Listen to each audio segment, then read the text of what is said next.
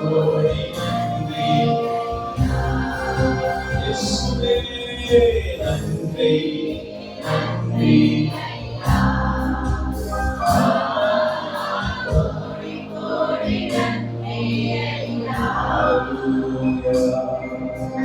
திருக்கரம் என்னை தாங்கி கடும் பிரச்சனைகளையும் முன்னே செல்வதற்கு பலத்தை நீ தந்த இந்த வருஷம் முதல் திருக்கரம் என்னை தாங்கி கடும் பிரச்சனைகளையும் முன்னே செல்வதற்கு பலத்தை நீ தந்த எல்லோரும் சொல்லுமா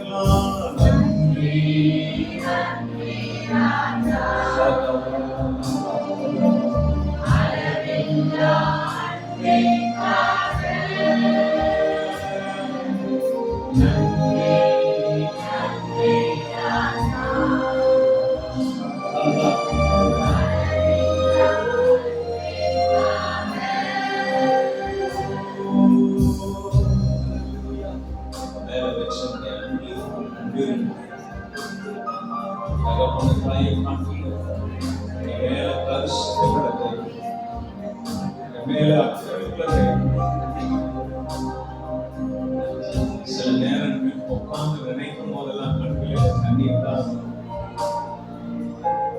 ஆண்டவர் நடத்தி கொண்டு வந்திருக்கிறார். கடந்த வருஷத்தை காட்டிலும் ஆண்டவர் என்னை இந்த வருஷத்தில் உயர்த்தி வைத்திருக்கிறார். குடும்பமாக பிள்ளைகளோடு கற்றங்களை உயர்த்தி வைத்து இதெல்லாம் நாங்கள் இழந்திருந்தோமோ கற்றல் இந்த வருஷத்தில் அதெல்லாம் எங்களுக்கு கொடுத்து எங்க மேல நினைவா இருந்தது. எங்களை மறக்காது. எவ்வளவு தூரம் உண்மை விட்டு போனாலும் நீர் வந்து மறக்காம எங்க மேல கிருபையா இரக்கமா இருந்து எங்களை உயர்த்தி வைத்திருக்கிறீர்கள். ஆண்டவரே தகுதியான ஒரு நாட்கள் வந்தப்போ ஆளும் எங்களை உறுதிப்படுத்தி கொண்டிருக்கிறேன்.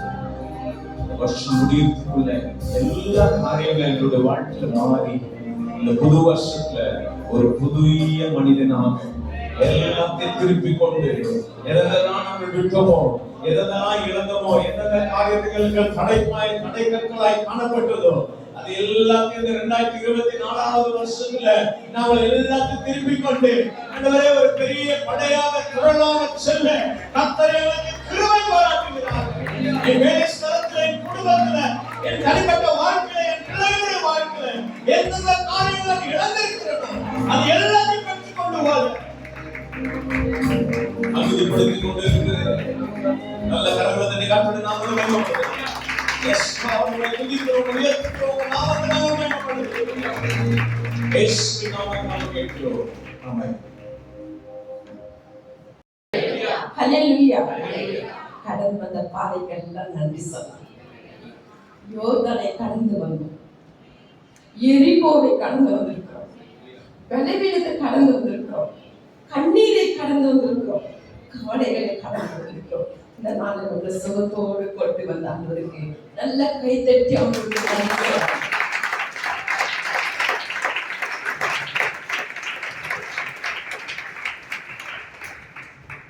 நம்முடைய அக்கிரமத்தெல்லாம் மன்னிச்சாராம், நம்ம நோய்கள் எல்லாம் தீர்த்த சொல்றாரு. 103 சங்கீதத்துல நம்ம அக்கிரமத்தை மன்னித்திருக்கிறார். யாருமே நம்ம பேசுறது பார்த்து என்ன பண்ண மாட்டாங்க, மன்னிக்க மாட்டாங்க மனுஷர். ஆனா தேவன் நமக்கு மன்னிச்சிருக்கிறார். அதுல கடைசி நாட்கள் ஜீவனோடு இருக்க வச்சுக்கிறாரு. அக்கிரமத்தை மன்னித்து நோய்களை குணமாக்கினார். எத்தனை பேர் நம்ம பலவீனத்துல இருந்தோம், எத்தனை பலவீனம் நம்ம சூழ்ந்த போது அந்த பலவீனத்துல இருந்து சுகத்தை கொடுத்தாரு. இவ்வளவு நம்ம நன்றி சொல்லணும் இல்லையா? யோர்தான் இப்ப நம்ம கடந்து வந்திருக்கோம். ஆண்டவரை நல்ல ஒரு இடத்துல செழிப்பான இடத்துல கொண்டு போய் சேர்க்க போகிறார். அல்லேலூயா. இந்த செழிப்பான வருஷத்தை நம்ம பார்க்க ஆண்டவருக்கு செய்வாராக. இந்த பாட்டு என்னோட சேர்ந்து பாடலாம்.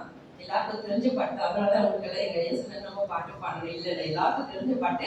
எல்லாம் கை தட்டி ஆண்டவருக்கு நன்றி சொல்லணும். ஏன்னா யோர்தான் கடந்து வந்து இருக்கிறோம். இந்த நாள்ல கண்ணீரோடு இந்த பாட்டை ஆண்டவர் பார்த்து கொடுத்து செவிக்கிறோம்.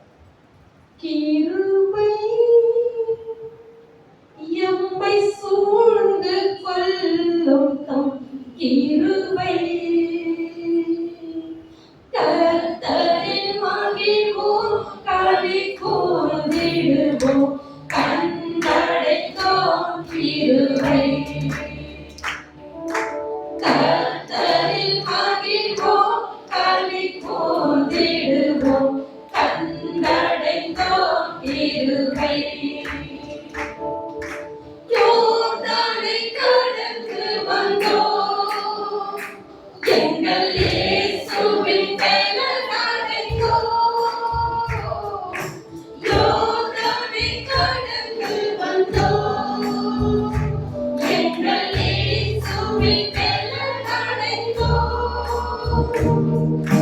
தேவனின் கர்த்தர் முன்னே நடந்தார், சோர்வின்றி காத்துக் கொண்டார்.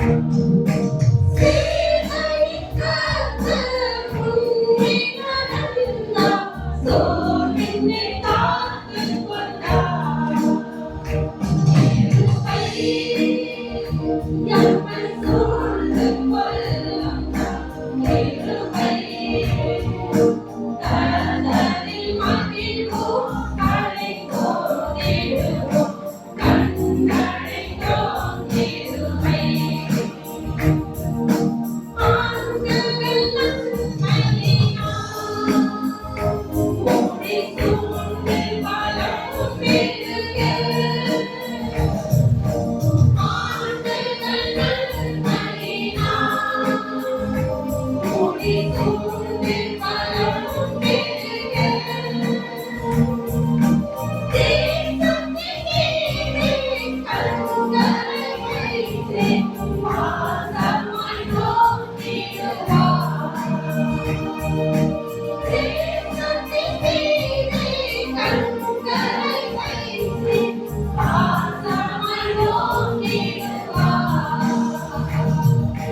கிருபை எம்மை சூழ்ந்து கொள்ளும் தம் கிருபை, கர்த்தரில் மகிழ்வோம், களி கூர்ந்திடுவோம், கண்டடைந்தோம் கிருபை. உண்மையும் நேர்மையுமாய் இந்த ஊழியம் செய்திடுவோம். உண்மையும் நேர்மையுமாய் இந்த ஊழியம் செய்திடுவோம். தேவன் சபையார் தீவிரம் சேர்த்திடுவோம். ஊழியம்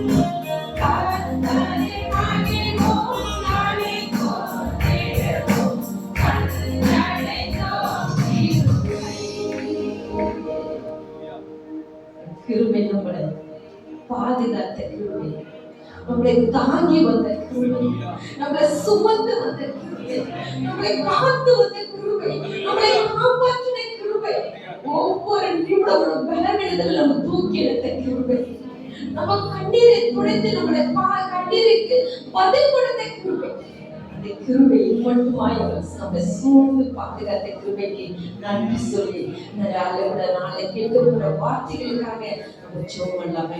எல்லாரும் அந்த கண்களை மூடி ஆடும் பார்த்து ஒப்புப்படுத்தி ஜெபிக்கலாம். இசப்பா, இந்த நாள்ல இந்த ஜீவன வார்த்தை உனக்கு இருதயங்களுக்கு தொடணும். இசப்பா, அந்த வார்த்தை எங்களுக்கு இருதயத்தை தொட்டு நீங்க பேசணும்ப்பா, நாங்க கேட்கணும்ப்பா.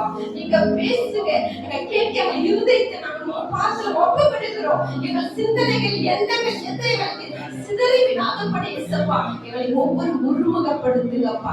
ஒருமுகப்படுத்தி எங்கள் ஒவ்வொரு இந்த வருடத்தின் கடைசி வாரத்துல அப்பா நாங்கள் உங்களுக்கு நன்றி சொல்லி உடைய வார்த்தைகளை கேட்டு நாங்கள் பலன் அடைந்து அது அண்ணா ஆவிலே அன்றைய அனலாக்கும்படி உடைய கர்த்தரை ஒப்புக்கொடுத்து நாங்கள் ஜெபிக்கிறோம்ப்பா. இந்த நாளை நீங்க பேசுங்க, நாங்க கேட்கிறோம்ப்பா. இந்த வார்த்தை நாளை ஸ்திரப்படுத்துங்க, பலப்படுத்துங்க. வருகிற வருஷத்துலப்பா நாங்கள் அநேக செழிப்புகளை காண, வெளிச்சத்திலே நாங்கள் காண குருபசைப்படி எங்களை ஒவ்வொரு நாங்கள் ஒப்பு கொடுத்து நாங்கள் ஜெபிக்கிறோம். வந்திருக்கிற ஒவ்வொரு இருதயத்துக்கு ஏற்ற வார்த்தைகளை கொடுங்கப்பா.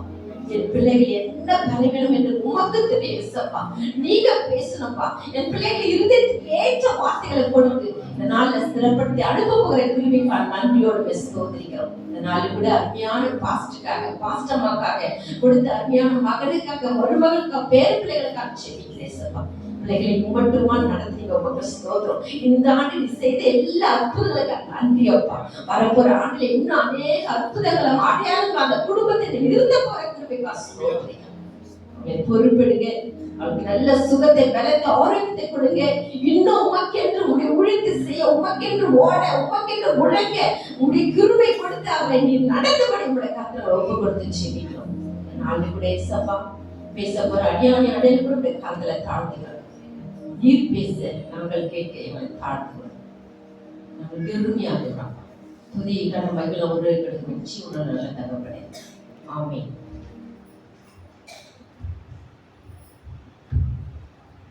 அல்லேலூயா. கர்த்தருடைய பரிசுத்த நாமத்துக்கு மகிமை உண்டாவதாக. இந்த நாளுக்கு நாம் தேவனுடைய வார்த்தையை கேட்க போகிறோம். இந்த வருஷத்தினுடைய கடைசியில வந்திருக்கிறோம். அல்லேலூயா. புதிய வருடங்களை நாம் பிரவேசிக்க போகிறோம். அதுக்கேற்ற ஆவியான நம்மோடு இடைப்பட்டு நம்முடைய ஆவி, ஆத்மா, சரீரம், நம்முடைய தனிப்பட்ட வாழ்க்கையிலே, குடும்ப வாழ்க்கை, பொதுவான வாழ்க்கை, ஊழியத்துல, வேலை ஸ்தலத்துல நாம் எப்படி இருக்க வேண்டும் என்று ஆவியான நமக்கு தெளிவுபடுத்துவார். அல்லேலூயா. வாசிக்கிற வசனத்தை யோவான் 15ஆம் அதிகாரம் 7ஆம் வசனம்.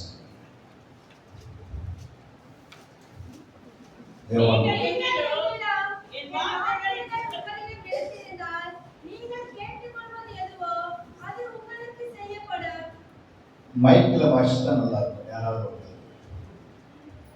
மைக் இருக்க? சரி, ஓகே. வாசிக்கலாம் மறுபடியும் அந்த வசனத்தை.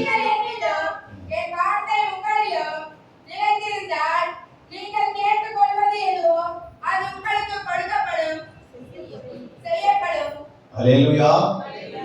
நீங்கள் என் வார்த்தை, அல்லேலூயா, நிலைத்திருந்தால் அப்படின்னு ஆண்டவர் சொல்றார். அப்போ ஆண்டவர் சொல்றாரு, என் வார்த்தையில் உங்களில் நிலைத்திருந்தால் உங்களுக்கு செய்யப்படும். அல்லேலூயா. 3 காரியங்கள் அதுக்குள்ள அமைந்திருக்கிறது. ஒன்று, என் வார்த்தைகள் உங்களுக்குள் நிலைத்திருக்க வேண்டும். அல்லேலூயா. அப்படி நிலைத்திருந்தால் நீங்கள் எதை செய்கிறீர்களோ, எதை நீ கேட்கிறீர்களோ அதெல்லாம் செய்யப்படும். அல்லேலூயா. அப்போ என் வார்த்தை அப்படின்னு நான் சொல்லியிருக்கேன். யோவான் 1ஆம் அதிகாரம் 1ஆம் வசனத்தில் சொல்லப்பட்டிருக்கிறது. யோவான் 1:1 வாசிக்கலாம். ஆதியிலே வார்த்தை இருந்தது, அந்த வார்த்தை தேவனிடத்தில் இருந்தது, அந்த வார்த்தை தேவனாய் இருந்தது.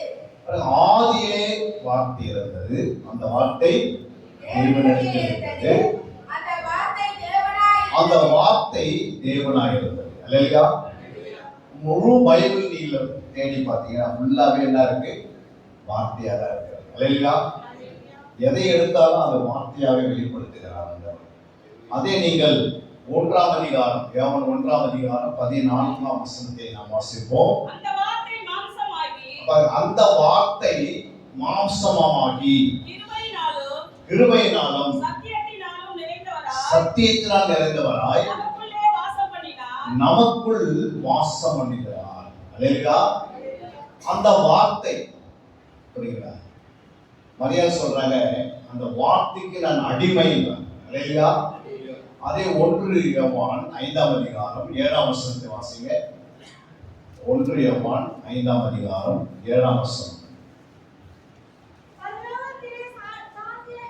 பரலோகத்தில் சாட்சியிடுகிறவர்கள் மூவர், பிதா, வார்த்தை, பரிசுத்த ஆவி என்பவர்கள் மூவரும் எப்படி இருக்கிறாங்க? ஒன்றா இருக்கிறாங்க. மூவர் அப்படின்னு ஆள் தத்துவத்தில் பேசுறாங்க. அல்லேலூயா. ஒன்று பிதா, இன்னொன்று வார்த்தைக்கு இயேசு அந்த இடத்துல வார்த்தையா இருக்கிறதுனாலதான் அந்த வார்த்தை அங்க இயேசு வெளிப்படுத்துகிறது. மூன்றாவது பரிசுத்த ஆவியானவர். இவங்க மூன்று பேர் எப்படி இருக்கிறாங்க? ஒன்றாக இருக்கிறார்கள். அல்லேலூயா. அது கீழே நீங்க வாசித்தீங்கன்னா பூமியிலே சாட்சி, அதாவது பூலோகத்தில் சாட்சி இருக்கிறவைகள் 3 ஆவி, ஜலம், ரத்தம் என்பவைகளால் இவைகளால் எப்படி இருக்குது? ஒருமைப்பட்டு இருக்கிறது. எப்படி இருக்கு? ஒருமை. மேல ஒன்றா இருக்கிறாங்க, கீழே ஒருமை. அப்ப ஒன்றா இருக்கிறதுக்கு ஒருமையா இருக்கிற வித்தியாசம் நம்ம சொல்றல. வசனம் சொல்லுது, அவங்க 3 பேர் எப்படிங்கிறாங்க? ஒன்றா இருக்கிறாங்க, ஒருமைப்பட்டு இருக்கிறாங்க. ரத்தம், ஜலம், ஆவி எப்படி இருக்கு? ஒருமை. அப்ப ஒருமைக்கும் ஒன்றா இருக்கிறதுக்கு வித்தியாசம் தான் இல்லையா? ஒன்றா இருக்கிறதுக்கும் ஒருமையா இருக்கிறதுக்கும் வித்தியாசம் இருக்கிறதா இல்லையா? வித்தியாசம் இருக்கிறது. ஒன்றா இருக்கிறத கேரக்டர், ஆள் தத்துவத்தில் பேசுகிறார். ஒருமைப்பட்டிருக்கிறது சப்ஜெக்ட், அதாவது வார்த்தையா பேசுகிறார். அல்லேலூயா. இது எப்படின்னா, பிதா, வார்த்தை, பரிசுத்த ஆவியானவர், இவங்க 3 பேர் எப்படி இருக்கிறாங்க? ஒன்றா இருக்கிறாங்க. ஒரு குடும்பத்துல கணவன், மனைவி, பிள்ளைகள் அவங்க ஒன்றா இருக்கிறாங்க அப்படின்னு நம்ம சொன்னா எப்படி இருப்பாங்க? ஒன்றா இருக்கிறான்னு அர்த்தம். இப்போ கணவன் வெளியே போயிருக்கிறாரு, மனைவி கேட்கிறார், இந்த மாதிரி உங்க வீட்டுக்காரு 2000 ரூபாய் கடன் வாங்கி இருக்கிறாரு, அவரு அந்த காசு வாங்குறதுக்காக நான் வீட்டுக்கு வந்திருக்கிறேன். அப்போ மனைவி சொல்றாங்க, அதெல்லாம் எனக்கு தெரியாது, அது அவருக்கு தான் தெரியும் அப்படின்னு. அந்த வீடுல எப்படி இருக்கு? அங்க ஒன்றாய் இல்லைன்னு அர்த்தம். அல்லேலூயா. சில மகன் இருக்கிறான், மகனையாவது கூப்பிட்டு கேட்கறான்னு கேட்டா, தகப்பன் 2000 ரூபாய் வாங்கி இருக்கிறாரு, அதனால நான் வாங்கி போடாம வந்திருக்கிறேன் அப்படின்னா, பையன் சொல்றேன், எடுக்காது என்ன பண்ண தெரியல அப்படின்னு சொன்னா அந்த வீடு எப்படி இருக்கு? அந்த வீடு ஒன்றாய் இல்லை. அல்லேலூயா. அப்ப அந்த வீட்டுல 3 பேரும் 3 கோணத்துல இருக்கிறாங்க. புரியுங்களா? ஆனா பரலோகத்தில் இருக்கிறவங்க எப்படி இருக்கிறாங்க?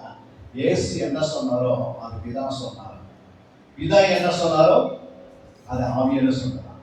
புரியுங்களா? அப்ப அவங்க எப்படி இருக்கிறாங்க? நான் சொன்னது, என்னை பார்த்தா நீங்க யாரை பார்க்க முடியும்? பிதாவை பார்க்க முடியும். இப்போ கணவனை பார்த்தா மனைவி பார்க்க முடியுமா? மனைவி பார்த்த பிள்ளைகளை பார்க்க முடியுதா? 3 பேரும் 3 கோணத்துல இருந்தா எப்படி இருக்கும்? அந்த வீடு சத்துருக்கு இரையாக மாறுகிறது. அல்லேலூயா. சத்துருக்கு இரையா மாறிடும். அப்போ அந்த குடும்பம் என்ன செய்யணும்? அதுக்காக ஜெபிக்கணும். ஒரு மனைவி புத்தி உள்ள ஸ்திரியா இருக்கணும், இல்லை கணவர்கள் நல்ல ஆண் ஆண்டவருக்குள்ள நிலைத்திருந்திருக்கணும். பிள்ளைகள் கர்த்தரை சார்ந்து வாழ்ந்தா நிச்சயமா அந்த வீட்டுக்குள்ள ஒரு மனம் வந்தது. அல்லையா? இன்னைக்கு ஏன் ஒரு மனம் வரல? பரலோகம் ஒன்றா இருக்கிறது. பிதாவும் குமாரனாகிய இயேசு கிறிஸ்து பரிசுத்த ஆவியானவரும் ஒன்றா இருக்கிறார்கள். அது மாதிரி நம்ம இருந்து காட்டணும் இல்லையா? அப்பதான் ஒரு ஆண்டுடைய ரகசிய வருகை வரப்போகுதுன்னா நம்ம எல்லாம் எப்படி போவோம்? குடும்பமாய் பரலோகத்துக்கு போயிடுவோம். அல்லையா? ஆண்டுடைய வருகை ரொம்ப நாட்கள் தள்ளினா இருக்காது. ஏன்னா இனி வரப்போற நாட்கள்லாம் வந்து எப்போ ஒரு மாசம் போக எப்படி போகணும் கூட ரொம்ப கஷ்டமா இருக்கு. ஏன்னா அந்த மாதிரி நிலைமைகள் உருவாகி கொண்டிருக்கிறது. மத்திய 24ஆம் அதிகாரத்திலையும் வெளிப்படுத்தின 6ஆம் அதிகாரம் சொல்லப்பட்ட காரியங்கள் இன்று நிறைவேறி கொண்டிருக்கிறது. இல்லையா? அப்ப 24ஆம் அதிகாரம் மத்திய 24யும் நீங்க வெளிப்படுத்தின 6ஆம் அதிகாரம் போய் வாசித்தீங்கன்னா கரெக்டா இந்த வசனங்கள் இந்த பூமியில நிறைவேற காரியம் அப்படியாது இருக்கும். எல்லா காரியங்களும் அதுக்குள்ள அடங்கி இருக்கிறது. இல்லையா? இந்த கொரோனா குறித்து எல்லாமே அதுக்குள்ள இருக்கிறது. எப்படி யுத்தங்கள் நடக்குது அதுக்குள்ள இருக்கிறது. சுனாமி வர்றது அதுக்குள்ள இருக்கிறது. புரியுதுங்களா? எப்படி தேசத்துல என்னென்ன வியாதிகள் வருது அதெல்லாம் அதுக்குள்ள இருக்கிறது. அப்ப அந்த வசனங்கள் நிறைவேறி கொண்டிருக்கிறது. இல்லைங்களா? இப்ப நம்ம எவ்வளவு ஜாக்கிரதையா இருக்கணும்? நம்ம எல்லாம் ஒரு மனதோடு குடும்பத்தை நம்பணும், இசைந்து இருக்க வேண்டும் அவசியம். இல்லைங்களா? பூமியில சாட்சிடுகிறவைகள் 3. 1 ரத்தம், ஜலம், ஆவி, ஜலம், ரத்தம். இது எப்படி இருக்கு? முறைமைப்பட்டிருக்கிறது. நம்ம சரீரத்துல ரத்தம் இருக்கிறது, ஆவி இருக்கிறது, 3வது இருக்கு ஜலம் இருக்கிறது. ஆனா ஜலத்தை பார்க்க முடியல, ஆவியை பார்க்க முடியல. இல்லையா? ஆனா ரத்தத்தை மட்டும் பார்க்கணும். ஆனா அந்த ரத்தத்துக்குள்ள என்ன இருக்குது? ஜலமும் இருக்கிறது, ஆவி இருக்கிறது. ஒருத்தருக்கு ஆவி இருக்கிறது எப்படி கண்டுபிடிக்க முடியும்னா நம்ம என்ன செய்யறோம்? கை பிடிச்சு பார்க்கும்போது அது ஓடிக்கொண்டிருந்தா உயிரோடு இருக்கிறான்னு சொல்றோம். இல்லையா? அதுல இருக்கிற ஜலம் குறையாகும் போது உடனே குளுக்கோஸ் சேர்த்துடுறாங்க. உடனே வந்து குளுக்கோஸ் போடும் அவங்களுக்கு. ஏன்னா அது 7 லிட்டர் தண்ணி இருக்கணும் ரத்தத்துக்கு. இல்லையா? ஆனா ஆண்டவராக இயேசு கிறிஸ்து சிலுவையிலே அவர் அறைந்து மறித்து அவர் ஆவி விடும் போது, அவருடைய விலாயல்களே குத்தப்படும் போது அங்கே என்ன வந்தது? ஜலம், ரத்தம் வந்தது, ஆவி அப்படின்னார். இல்லையா? இந்த ஆவி, இந்த ஜலம், இந்த ரத்தம் இது எங்க வந்தது? இயேசு கிறிஸ்துக்கு எங்க வந்தது? இயேசு கிறிஸ்துக்குள்ள ரத்தம் வந்தது, ரத்தம் இருந்தது, ஜலம் இருந்தது, அப்புறம் ஆவி இருந்தது. என் ஆவியை பிதாவிடத்துல ஒப்பு கொடுக்கிறார். அவன் விழாயில குத்தும் போது என்ன வந்தது? ரத்தம் வந்தது, அப்புறம் ஜலம் வந்தது. புரியுங்களா? இந்த ரத்தம், ஜலம், ஆவி இது எங்கிருந்து உருவாச்சு அப்படின்னா அந்த 1ஆம் அதிகாரம் 14ஆம் வசனம் வாசித்தோம். யோவான் 1:14 சொல்லுது, அந்த வார்த்தை கிறிஸ்துவா வெளிப்பட்டார், இயேசுவா வெளிப்பட்டார். அப்ப இயேசுக்குள்ள என்ன இருந்தது? அந்த வார்த்தைக்குள்ள என்ன இருந்தது? ரத்தம் இருக்கிறது, ஜலம் இருக்கிறது, ஆவி இருக்கிறது. வேதத்துல நீங்க படிக்கிற அந்த வார்த்தையில என்ன இருக்குது? நம்ம இருக்கிறது. இந்த வார்த்தையை நீங்க எடுத்து பிடிச்சீங்கன்னா என்ன வருது? கரும்பை எடுத்து பிடிஞ்ச என்ன வருது? கரும்பு சாறு. இல்லையா? இப்ப கரும்பு எப்படி உருவாச்சு உலகத்துல அப்படின்னா ஆண்டவர் வந்து ஒவ்வொரு கரும்பு நட்டு போனாரா? இல்லை. அவருடைய வாயின் வார்த்தை பேசினார். கரும்பு உண்டாக கடவுள் ஆயிடுச்சு. அந்த வார்த்தையை பேசினாரு. அந்த வார்த்தைக்குள்ள உயிர் இருந்தது, ஜீவன் இருந்தது, வல்லம் இருந்தது. அது கரும்பு உருவாக்கு. இல்லையா? அவர் எதை சொன்னாரோ அது அப்படியே நிறைவேறும். ஏன்னா அந்த வார்த்தைகள் என்ன உயிர். ஒருத்தர் வந்து 40 வருஷமா அவங்க வந்து முடவனா இருக்கிறாங்க. நம்ம போய் அவங்க கிட்ட நின்று இயேசு நாமத்தினாலே எழுந்து நடன்னு நம்ம விசுவாசம் பேசினா அவங்க எழுந்து நடப்பாங்க. நடப்பாங்க? நடந்துட்டாங்க. ஏன் நடக்கிறாங்க? 1 நமக்கு விசுவாசம் இருக்கு, 2 அந்த வார்த்தையில உயிர் இருக்குதுன்னு நமக்கு தெரியுது. அதனால நம்ம சொன்னாது என்ன பண்ணுது? அந்த முடவனா இருக்கிற மனுஷன் உயிர் அடையலாம். செத்து போன லாசர் கிட்ட ஆண்டு போய் என்ன சொல்றாரு? லாசருவே வெளியே வாங்குறாரு. சரிங்களா? உடனே என்ன ஆகுது? லாசரு 4 நாள் மறித்து அவர் நாட்டம் எடுத்திருந்தாலும் அந்த சரீரம் என்ன பண்ணுது? உயிரோடு எடுத்து வெளியே வருது. ஏன் வருது? இயேசு போய் கை பிடிச்சலாம் தூக்கல. என்ன சொன்னாரு? வார்த்தையை பேசினார். லாசருவே வெளியே வாங்க. லாசர்ன்றது 3 எழுத்து. வெளியே என்ற வார்த்தைக்கு எத்தனை எழுத்து? 3 எழுத்து. வான்ற வார்த்தைக்கு எத்தனை எழுத்து? 7 எழுத்துல 7 எழுத்து வச்சுங்க. ஆண்டவர் என்ன பண்ணார்? செத்து போன மனுஷன் பாடியில் என்ன இருக்கு? எல்லா இடத்தையும் கெட்டு போயிருக்கு. கிட்னி கெட்டு இருக்கு, நுரையீரல் கெட்டு போயிருக்கு, கண்ணெல்லாம் கெட்டு போயிருக்கு. அவர்களுக்கு ஜீவன் இல்லை, உயிர் இல்லை, ஆவி இல்லை, ஜலம் இல்லை, எல்லாமே கெட்டு போயிருக்கு. ஆனா கெட்டு போன ஒரு சரீரத்துல, இரண்டாவது செத்து போன சரீரத்துல, செத்து போன ஒரு மனுஷனத்துல இந்த உலகத்துல யாருமே பேச மாட்டாங்க. யாரும் பேசுவாங்க? செத்து போன மனுஷன் யாரும் பேசுவாங்க? பேசுற ஒரே ஒரு ஆண்டவர் இயேசு ஒருவர் தான். அவர் நமக்குள்ள வாசமா இருந்தா, அவர் வார்த்தை நமக்குள்ள இருந்தா, நம்மள செத்து போனவங்க போய் பேச நிற்க முடியும். நம்மளால ஏன் நிற்க முடியல? அவர் வார்த்தையில ஜீவன் இருக்கிறது நமக்கு தெரியல. இல்லையா? அதனால ஊரில் இருக்கிற ஹாஸ்பிட்டலாம் போய் இருக்கிற எந்தெந்த ஹாஸ்பிட்டலும் போய் தேடி கண்டுபிடிச்சு பணத்தை செலவு பண்ணி நம்மளுடைய பணத்தெல்லாம் வேஸ்ட் பண்ணணும். இல்லையா? எல்லாமே வார்த்தைக்குள் அடங்கி இருக்கு. இல்லையா? இந்த வார்த்தை அதான் சொன்னார், பின்னாடி எழுதப்பட்டிருக்கிறது. என்ன சொல்லப்பட்டிருக்கிறது? என் வார்த்தைகள் உங்களுக்குள் நிலைத்திருந்தால். அப்ப எப்படி நிலைத்திருக்கிறது? கையில் போட்டு கட்ட முடியாது. புரியுங்களா? ஒரு மாடு வீட்டுல நிலைத்திருக்குன்னா என்ன செய்வோம்? ஒரு கையில போட்டு கட்டிக்குவோம். ஆனா வார்த்தை நம்ம நிலைத்திருக்குன்னா செய்யணும், என்ன செய்யலாம்?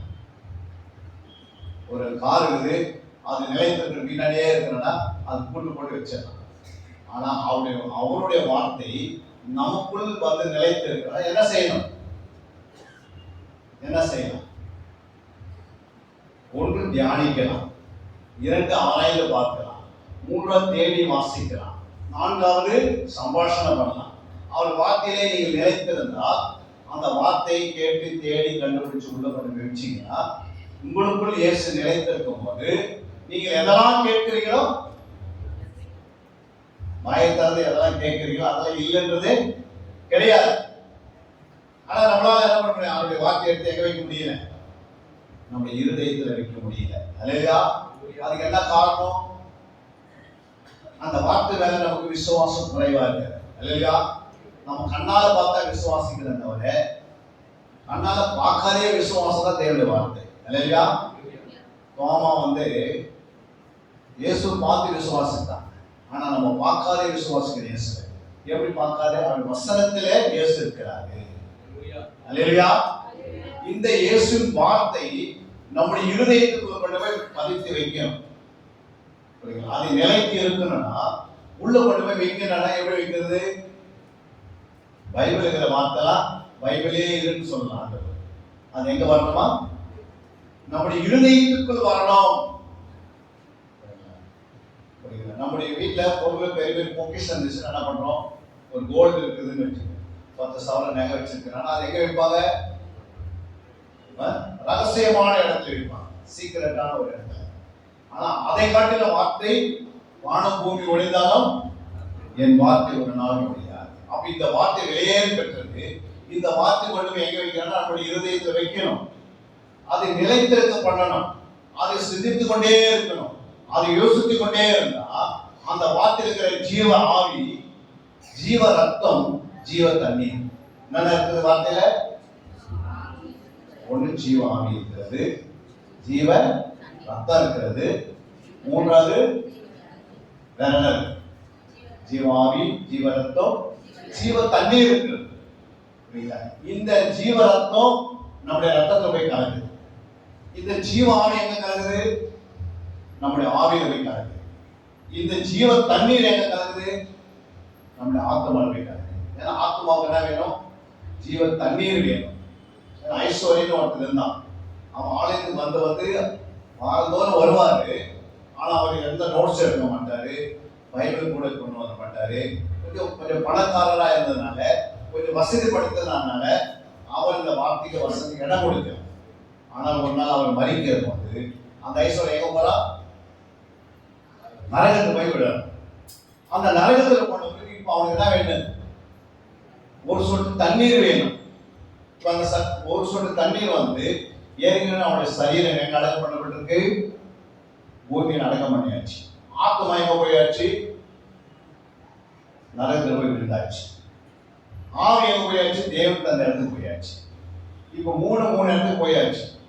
இப்ப அவன் வந்து கதறான், ஆண்டவரே என்னை எப்படியாவது என்ன பண்ண, லாசருவே உன்னுடைய நுனி விரல் என்ன பண்ணுங்க, கொஞ்சம் தண்ணி எடுத்தது என் நாக்கில் வச்சா போதும், நான் மேல வந்துடுவேன். ஒரு சொட்டு தண்ணிக்காக அவன் போய் கஷ்டப்படுறது காட்டிலையும் இங்க நல்லா நீ வேதத்தை எடுத்து வாசித்து தியானம் பண்ணா அந்த ஜீவன் தண்ணீர் நம்முடைய ஆத்மா என்ன பண்ணும்? நிரப்புகிறது. இல்லையா? நம்முடைய ஆத்மாவுக்கு சாதாரண மினரல் வாட்டர் குடிச்சா குடிக்க போகாது. புரியுங்களா? அதுக்கு என்ன தண்ணி வேணும்? ஜீவ தண்ணீர் வேணும். அந்த ஜீவ தண்ணி எங்க இருக்கிறது? பரலோகத்துக்கு நேரம் கண்டு ஊற்றுதான். நம்ம வாய் தந்து பார்த்து தான் ஊற்றுவார். ஆனா பரலோகத்துக்கு வரப்போறது கிடையாது. இல்லையா? அங்கிருந்து வேதம் வந்தாச்சு நம்ம கையில. இந்த வேதத்துக்குள்ள என்ன இருக்குது? ஜீவ தண்ணீர் இருக்குது. இல்லையா? நாம் கொடுக்கிற தண்ணீரும் நீங்க ஒரு நாள் என்ன பண்ணாது, உங்களுக்கு தாக எடுக்கவே எடுக்காது. அது நிலைத்து இருக்கக்கூடியது. அதை நீங்க குடிக்கிறனா எப்படி குடிக்கணும்? இதை தியானிக்கும் போது இந்த வார்த்தை உடைந்து ரத்தம் ஆவி ஜலமாக ஆவியாத்மா சொல்லி கலந்து நம்முடைய ஆத்மா எல்லாம் பண்ணுது. என்ன சொல்ற ஆண்டவரே பாருங்க, ஒரு ஜலம் வேதத்துல எங்க எழுதிட்டு இருக்கா? எவரை 10ஆம் அதிகாரம் 22 வசனம். எவரை 10:22 வாசிங்க. துர்மனசாட்சி நீங்க தெளிக்கப்பட்ட இருதயம் உள்ளவர்களாக சுத்த ஜலத்தால் கழுவப்பட்ட சரீரம் உள்ளவர்களாகவும் உண்மையுள்ள இருதயத்தோடும் விசுவாசத்தின் பூரண நிச்சயத்தோடும் பரலோகத்துக்கு சேர கடவோம். அல்லேலூயா. துர்மனசாட்சி நீங்க என்ன பண்ணணும்? தெளிக்கப்பட்ட இருதயம் உள்ளவர்களாக இருக்க வேண்டும். இருதயம் தெளிக்கப்பட்ட இருதயம் உள்ளவர்களா இருக்கணும். சுத்த ஜலத்தால் கழுவப்பட்ட சரீரமா இருக்கணும். இல்லையா? மூன்றாவது உண்மையுள்ள இருதயம், இருதயத்தோடும் விசுவாசத்தின் பூரண நிச்சயத்தோடு சேர கடவோம். இல்லையா? ஆண்டவர் என்ன சொல்றாரு? சுத்த ஜலத்தை எடுத்து நம்முடைய ஆத்மாவை என்ன செய்யணும்? அனுப்பணும். இல்லையா? அப்ப வார்த்தை தான், வார்த்தைக்குள்ள என்ன இருக்குது? சுத்த ஜலம் இருக்கு. அப்ப இந்த வேதத்தை நீங்க என்ன செய்யணும்? பார்க்கலாமா? தியானிக்கணும். இல்லையா? இதுக்கு நேரத்தை கொடுக்கணும். இதுக்கு யாரெல்லாம் நேரத்தை கொடுக்குறாங்களோ அவங்களுடைய ஆத்மா எப்படி இருக்க? செழிப்பா இருக்கு. இல்லையா?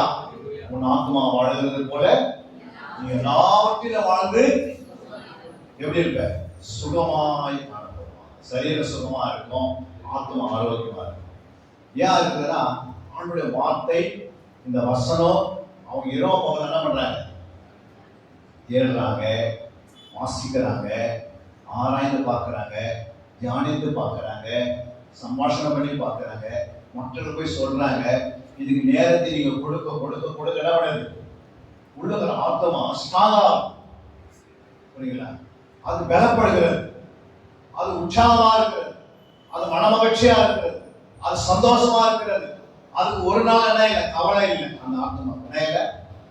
கவலையா இருக்காது. ஏன்னா ஆத்மாவுக்குள்ள ஜீவன் தண்ணீர் நிரப்பனாது. மற்றவர்களுக்கு அது ஜீவன் தண்ணீராக, ஜீவன் நதியாக புரண்டு ஓடுகிறது. இல்லையா? அப்போ இதெல்லாம் எப்படி வருது உள்ளனா அப்படின்னா இந்த வார்த்தையில் இருக்குது. வேடாம் கர்த்தருடைய வார்த்தையில தான் எல்லாமே அடங்கி இருக்கிறது. இல்லையா? அதனாலதான் இந்த வாக்குத்தத்தத்துக்கு பின்னாடி எழுதி வச்சிருக்கிறதுல என் வார்த்தை. இல்லையா? அந்த வார்த்தையில நம்ம நிலைத்து இருக்கிறோம். எப்படி இருக்கிற நிலைத்து இருக்கிறது கொஞ்சம் நிறைய காரியங்கள் இருக்கு. புரியுங்களா? அப்ப ஃபர்ஸ்ட் நம்ம என்ன செய்யறோம்? இந்த வார்த்தையை எழுதணும். இப்போ பாருங்க, ஒரு வசனத்தை நம்ம வாசித்து பார்க்கலாங்க. அங்க 1 யோவான் 5:7 வாசிக்கலாம். சாரி, 1 யோவான் 1:7. 1 யோவான் 1:7. அவர் ஒளியில் இருக்கிறது போல நாமும் ஒளியிலே நடந்தால் ஒருவரோடு ஒருவர் ஐக்கியப்பட்டிருப்போம். அவருடைய குமாரனாகிய இயேசு சகல பாவங்களை நீக்கி நம்மை சுத்திகரிக்கும். பாருங்க, அவர் ஒளியில் இருக்கிறது போல நாம் ஒளியில நடந்தா ஒருவருக்கு எப்படி இருப்போம்? ஐக்கியமா இருக்கும். நம்ம எல்லாம் எப்படி இருக்கணும்? ஒளி. புரியுங்களா? ஒளிக்கும் அறிவுக்கும் இணைந்து இருக்கிற ஜீவனுக்கு பக்கத்துல இருக்கு. அப்போ அவர் ஒளியில் இருக்கிறது போல நாம் எப்படி இருக்கணும்? ஒளியா இருந்தோம்னா எப்படி இருக்கும்? ஒருவர் சொல்லுவார் ஐக்கியமா இருக்கும். அப்ப இந்த ஐக்கியம் எப்படி வருது? நீங்க அதே பாருங்க, 1 கொரிந்தியர் 2 கொரிந்தியர் வாங்க, 4ஆம் அதிகாரத்துக்கு வாங்க, 4ஆம் வசனம். தேவனுடைய சாயலாய் இருக்கிற பாருங்க, தேவனுடைய சாயலா இருக்கிற கிறிஸ்துவின் மகிமையான சுவிசேஷத்தை பாருங்க, கிறிஸ்துவின் மகிமையான சுவிசேஷத்தின் ஒளி அவிசுவாசிகளாகிய அவர்களுக்கு பிரகாசமாய் இராதபடிக்கு இப்பிரபஞ்சத்தின் தேவனானவன் அவர்களுடைய மனதை குருடாக்கினான். அல்லேலூயா. அப்போ அங்க என்ன இருக்கு? ஒளி என்ன இருக்கு? நம்ம ஒருவருக்கு ஒரு ஒளியில நடந்தா நம்ம எப்படி இருப்போம்? ஐக்கியமா இருக்கும். அப்போ சுவிசேஷத்தின் ஒளி நம்ம பாருங்க, சுவிசேஷத்தின் ஒளி. சுவிசேஷத்துக்கு ஒரு ஒளி, சக்தி என்பது ஒரு ஒளி, வேதவசனம் என்பது ஒரு ஒளி. அல்லேலூயா. அந்த ஒளி என்ன செய்கிறது பாருங்க, 5ஆம் வசனம் வாசிக்கும் போது, நாங்கள் எங்களையே பிரசங்கியாமல் கிறிஸ்து இயேசுவை கர்த்தர் என்றும் எங்களையோ இயேசுவின் நிமித்தம் உங்கள் ஊழியக்காரர் என்று பிரசங்கிக்கிறோம். இருளிலிருந்து வெளிச்சத்தை பிரகாசம் சொன்ன தேவன் இயேசு கிறிஸ்துவின் முகத்தில் உள்ள தமது மகிமையின் அறிவாகிய ஒளியை தோன்ற பண்ண பொருட்டாக எங்கள் இருதயங்கள் பிரகாசித்தார். அல்லேலூயா. என்ன பண்ணுறாங்க? அறிவாகிய ஒளி. என்ன ஒளி? அங்க மேல பார்த்தோம், ஒருவருக்கு ஒருவர் ஒளியில இருந்தா நம்ம ஐக்கியப்பட்டிருப்போம். 2வது சுவிசேஷத்தோட ஒளி. 3வது அறிவாகிய ஒளி. அல்லேலூயா. ஏன் அறிவுன்னு வந்துட்டாங்க வார்த்தை? அந்த அறிவின் வார்த்தை ஒளியா மாறி நம்முடைய இருதயத்தை போய் பிரகாசிக்கும் போது, இந்த ஆத்மாவுக்குள்ள இருக்கிற இருதயத்தை போய் பிரகாசிக்கும் போது நம்ம எப்படி இருப்போம்? நம்முடைய முகங்கள் எப்படி இருக்கும்? உள்ளான மனுஷன் ரொம்ப பிரகாசமா இருப்பான். இல்லையா? ஒளி, வெளிச்சம், பிரகாசம். ஒளி என்பது 30%, வெளிச்சம் என்பது 60%, பிரகாசம் என்பது 100%. இல்லையா? அப்ப நம்ம இருதயங்களே பிரகாசிக்குதா? அப்படி இருட்டு அப்படியே இருக்குதா? இருட்டுனா பாவம் உள்ள இருக்கிறதா, அக்கிரம சிந்தனை இருக்கிறதா, அக்கிரம எண்ணங்கள் இருக்கிறதா, அக்கிரமான சிந்தனைகள் வருதா, கெட்ட சொப்பனங்கள் வருதா, இல்ல கெட்ட எண்ணங்கள் வருதா, இல்ல அடிக்கடிக்கு நமக்கு தவறான காரியங்கள் பேசிக்கொண்டே இருக்கிறோம்னா நம்ம இருதயம் எப்படி இல்லை? சுத்தமா ஆகல. அந்த இருதயம் வரைக்கும் போகாது. இல்லையா? என இருதயத்தில் சுத்தமுள்ளவர்கள் தேவனை தரிசிப்பார்கள். அப்ப இருதய பிரகாசத்தாதான் வரையில் போக முடியும். நம்ம லைட் போட்டு டக்குன்னு போகலாம் முடியாது. நம்ம ஆயுதமா இருந்தா தான் போக முடியும். இல்லையா? உங்களுக்குள்ள ஒரு இருதயம் இருக்கிறது, அந்த இருதயத்துக்குள்ள ஒரு ஆத்மா இருக்கிறது, அந்த ஆத்மாவுக்குள்ள என்ன இருக்கு? சிந்தனை, எண்ணங்கள், நினைவுலாம் இருக்கிறது. அதை என்ன செய்யணும்? நம்ம ஒளியா வச்சுக்கணும், வெளிச்சமா வச்சுக்கணும், அது பிரகாசமா வச்சுக்கிட்டீங்கன்னா வரிகள் போக முடியும். இல்லையா? அது இருட்டா இருந்துச்சுன்னா வரிகள் என்ன பண்ண முடியாது. நம்முடைய இருதயத்துல அக்கிரம சிந்தைகளும் நிலைமையில போக முடியாது. துர்மன சாட்சி என்ன பண்ண முடியாது, போக முடியாது. அதான் சுத்த ஜலத்தை நல்லா செய்யும். அதான் ஒளி, அறிவாகிய ஒளி அப்படின்றாரு. அதே நீங்க நீதிமொழி 19ஆம் அதிகாரம் 2ஆம் வசனம் பாருங்க. நீதிமொழி 19.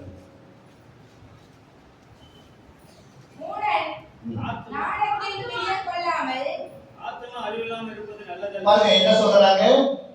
சாலமோன் சொல்றாரு, உன்னுடைய ஆத்மா அறிவில்லாமல் இருப்பது நல்லதல்ல. அப்ப ஆத்மாவுக்கு என்ன வேணும்? அறிவு. ஏன் அறிவு எதுக்கு வேணும்? அறிவு தான் என்ன இருக்குது? 2 கொரிந்தியர் 4:6 அறிவு தான் ஒளியா இருக்கு. புரியுங்களா? ஒளி வார்த்தை என்ன மாறுகிறது? அறிவா மாறுகிறது. அறிவு ஒளியா மாறுகிறது. இல்லையா? இந்த வார்த்தை நம்ம போச்சுன்னா நம்முடைய இருதயங்கள்ல ஒளி உருவாகும், நம்முடைய ஆத்மாவில அறிவு உருவாகும். இல்லையா? இன்னைக்கு சொல்றார் ஆண்டவர், என் ஜனங்கள் அறிவில்லாமையினால் சங்காரமாகிறார்கள். ஏன்னா அவங்களுக்கு வேத அறிவு இல்லை, உலக அறிவு நிறைய இருக்கு. நிறைய படிச்சிட்டோம், எவ்வளவுதான் உலகத்தை படிச்சாலும் அவன் நரகத்துக்கு தான் போய் ஆகணும். ஆனா எவ்வளவு சபைக்கு வந்து இந்த வேதத்தை எவ்வளவு வாசிக்கிறானோ ஒரு நாள் கண்ணை மூடனா நம்ம பரலோகத்துக்கு போய் உட்காந்துக்கலாம். இல்லையா? மறுபடியும் நித்திய வாழ்க்கை இருக்கிறார், சரிங்களா? யோகமா வாழற வாழ்க்கை இருக்கிறது. மறுபடியும் பூமிக்கு வந்து 1000 வருஷம் அரசாட்சி இருக்கு. இதெல்லாம் சும்மா கிடைக்குமா? பிசாசு சொல்லுவான், இந்த உலகத்துல என்ன பண்ணு, இருக்கிற வரைக்கும் சாப்பிட்டுட்டு சுத்திட்டு அப்படியே போயிடலாம் அப்படின்வான். சரிங்களா? ஏதோ சண்டே போயிட்டு வந்தீங்களா போதும் அப்படின்னு. ஆனா சண்டே வந்து போனாலும் போக முடியாது பரலோகத்துக்கு. இல்லையா? முன்னுக்கும் வேதத்துக்கு என்ன இருக்கணும், லைட்டுக்கும் கரண்ட்டுக்கு என்ன இருக்கணும், உடல் பார்த்தா அது வெளிச்சு முத்துனே இருக்கும். புரியுங்களா? அந்த பல்ப் பீஸ் ஆயிடுச்சுன்னா அதுக்கு எவ்வளவுதான் கரண்ட் போட்டா என்ன பண்ணாது? பல்ப் பீஸ் ஆயிடுச்சு, 100 வாட் பல்ப் பீஸ் ஆயிடுச்சுங்க. இப்போ அது பீஸ் நமக்கு தெரியல, உடனே சொல்றாரு ஒரு 200 வாட்டா எரியாது அப்படின்னு சொன்னாலும் எரியாது. ஏன்னா அது ஆல்ரெடி என்ன ஆயிடுச்சு, பீஸ் ஆயிடுச்சு. அது மாதிரி நம்முடைய ஆத்மா அறிவில்லாத இருந்துச்சுன்னா எவ்வளவுதான் என்ன சொன்னாலும் பண்ண மாட்டாங்க, உலகத்தையே யோசிப்பாங்க. புரியுதா? உலகத்தையே யோசிச்சு உலகத்திலேயே வாழ்ந்துட்டு மரணம் சந்தித்த பிறகு அந்த சரீரத்தை கொண்டு போய் அடக்கம் பண்ணிருப்பாங்க. ஆத்மா எங்க போச்சுன்னு யாருக்குமே தெரியாது. புரியுங்களா? ஏன்னா ஆத்மாவை அவங்க என்ன செய்யல, ஆயத்தப்படுத்திக்கல. நம்முடைய ஆத்மா என்ன செய்யணும், ஆயத்தப்படுத்தணும். எப்படி ஆயத்தப்படுத்துறது? இரவு பகல் அது என்ன கொடுத்துருக்கணும், ஆத்மாவை நல்ல வேதத்தை வாசித்திருக்கணும், தியானித்திருக்கணும், ஆராய்ந்து பார்த்திருக்கணும். இந்த ஆத்மாவோட அறிவு பெருகி இருக்கணும். இந்த அறிவு இல்லாத போச்சுன்னா ஒளி இல்லாத போயிடும், வெளிச்சம் இல்லாத போயிடும், பிரகாசிக்காது, ஆத்மா இருள் அடைஞ்சிடும். புரியுங்களா? அந்த ஆத்மா இருள் அடைஞ்ச பிறகு எங்க போக முடியாதுன்னா பரலோகத்துக்கு போகும். ஏன்னா பரலோகம் தான் ஆத்மா போகும். புரியுங்களா? பரலோகத்துக்கு என்ன போவோம், இந்த சரீரம் பரலோகத்துக்கு ஒரு நாளும் போகாது. ஏன்னா இதுக்குள்ள ரத்தம் இருக்கிறது, ஜலம் இருக்கிறது, ஆவி இருக்கு. அதாவது இயேசு என்ன பண்ணிட்டாரு, அந்த ரத்தத்தையும் அந்த ஆவியும் அந்த ஜலத்தையும் பூமியிலே விட்டுட்டாரு நமக்காக, பாவம் பண்ணிட்டாங்க. இல்லையா? அதனால இங்க எல்லாம் சுத்தமா விட்டு என்ன பண்ணிட்டாங்க, பாடியில ஃபுல்லா ஒரு சரீரத்துக்கு ரத்தம் வெளியே வந்ததா இல்லையா? அடிச்சு நார பீழ்ச்சி எடுக்கும் போது எல்லா ரத்தம் வந்துச்சு, வெளியே வந்தாச்சு, தண்ணீரை வந்தாச்சு, ஆவியும் போயாச்சு. இப்போ வார்த்தை சரீரம் மட்டும் அப்படியே அதை கொண்டு போய் அப்படியே கடலில் இருக்கிறார். 3 நாள் அந்த சரீரம் மண்ணை சாப்பிட்டுச்சு. அந்த சரீரத்தை அப்படியே எழுந்திருக்க வந்தார். அதுக்கு என்ன அர்த்தம், அது உயிர்த்த சரீரமா மாறும், வார்த்தை சரீரமா மாறும். வார்த்தை சரீரத்தை மண் அழிக்க முடியாது. இல்லையா? ஏன்னா அது வார்த்தையிலிருந்து உருவாக்கப்பட்ட சரீரம். புரியுங்களா? அது உருவாக்கப்படும் போது பரிசுத்தாவினால் உருவாக்கப்பட்டது. அந்த சரீரத்தை மண்ணால சாப்பிடவே முடியாது. இல்லையா? நம்ம சரீரத்தை மண்ணு சாப்பிடுவோம். ஏன் அப்படின்னா நம்ம சரீரத்துக்குள்ள என்ன இருக்கு, என்ன ஆதாமுடைய சாயல் இருக்கு. இல்லையா? அதனாலதான் பிந்தின ஆதாம் சொல்றாங்க. அந்த ஆதாமுடைய சாயல தான் நம்ம உட்கார்ந்து இருக்கிறோம். இங்க பெண்கள் இருக்கிறோம், ஆண்கள் இருக்கிறோம். எல்லாரும் பாருங்க முகங்கள் ஒரே மாதிரி இருக்குது. ஆதாமுடைய முகம் மாதிரியே வந்திருக்கணும். ஏன் வரல? நம்முடைய முகங்கள்லாம் யாரு, உங்களுடைய முகம்லாம் யாரா இருக்கு, யோவான் மாதிரி இருக்கு. ஒரே மாதிரி இருக்கணும். அவன் ஒரே மாதிரி ஆதா மாதிரி இருக்கு. நம்முடைய முகம் ஏன் அப்படி மாறி இருக்கு முகம்? ஆனா பரலோகத்துல போய் பாருங்க, எல்லாருடைய முகம் எப்படி இருக்கும், இயேசு போல இருக்கும். ஏன்னா உள்ள உருவாக்குறது இயேசு, வெளியே இருக்கிறது ஆதாம். அல்லையா? அப்ப உள்ளதுல உருவாக்குறதுக்கு இயேசு வந்தார். வாசிக்கிற தரிசனத்தை கலாத்தியர் 4ஆம் அதிகாரம் 19ஆம் வசனம். கலாத்தியர் 4:19 வாசிங்க. கலாத்தியர் 4:19. என் சிறு பிள்ளைகளே, கிறிஸ்து என்ன செய்யணுமா, உங்களிடத்தில் உருவாகும் அளவும் உங்களுக்காக மறுபடியும் கர்ப்ப வேதனை படுகிறேன். அப்ப கிறிஸ்து எங்க உருவாகணும், உங்களுக்குள்ள உருவாகி இருக்கிறாரா? கிறிஸ்து எனக்குள்ள உருவாகி மட்டும் கரைகளை உயர்த்தி காட்டுங்க. எனக்குள்ள கிறிஸ்து உருவாகிட்டாரு, அது ரொம்ப கம்மி. ஏன் அப்படின்னா நீங்க அந்த ஆதாமே சாயலோட வாழ்ந்து நம்ம உள்ள வந்து கிறிஸ்து உருவாகணும். இல்லையா? அது எப்படி உருவாவாரு? ஒரு தாயின் கருவில எப்படி ஒரு பையன் உருவாகும், பொண்ணு உருவாங்கன்னா அந்த கணவன் மனைவி இணைந்தாதான் உருவாகும் இல்லையா? ஆனால் கிறிஸ்து நமக்குள்ள உருவாகணும்னா நம்முடைய பிதாவோடு நம்ம வார்த்தையோட ஐக்கியம் இருக்கணும், ஜபத்தோட ஐக்கியம் இருக்கணும், துதியோட ஐக்கியம் இருக்கணும், தேவனுடைய பிள்ளைகளோட ஐக்கியம் இருக்கணும். அந்த வசனத்தையே பேசினா தான் உள்ள யார் உருவாகும்? நமக்கு தேவையில்லாத வீண் பார்த்தீங்க கட்டு கதையெல்லாம் பேசி உட்காந்துன்னா கிறிஸ்து உள்ள உருவாகவே முடியாது. இப்ப கேட்கிற வசனம் வீட்டுக்கு போகிறது விசுவாசம் பண்ணிடுவோம். உங்க இருதயத்திலிருந்து திருடி கொள்கிறான். மத்தேயு 13:19 வாசிங்க. மத்தேயு 13:19 வாசிங்க.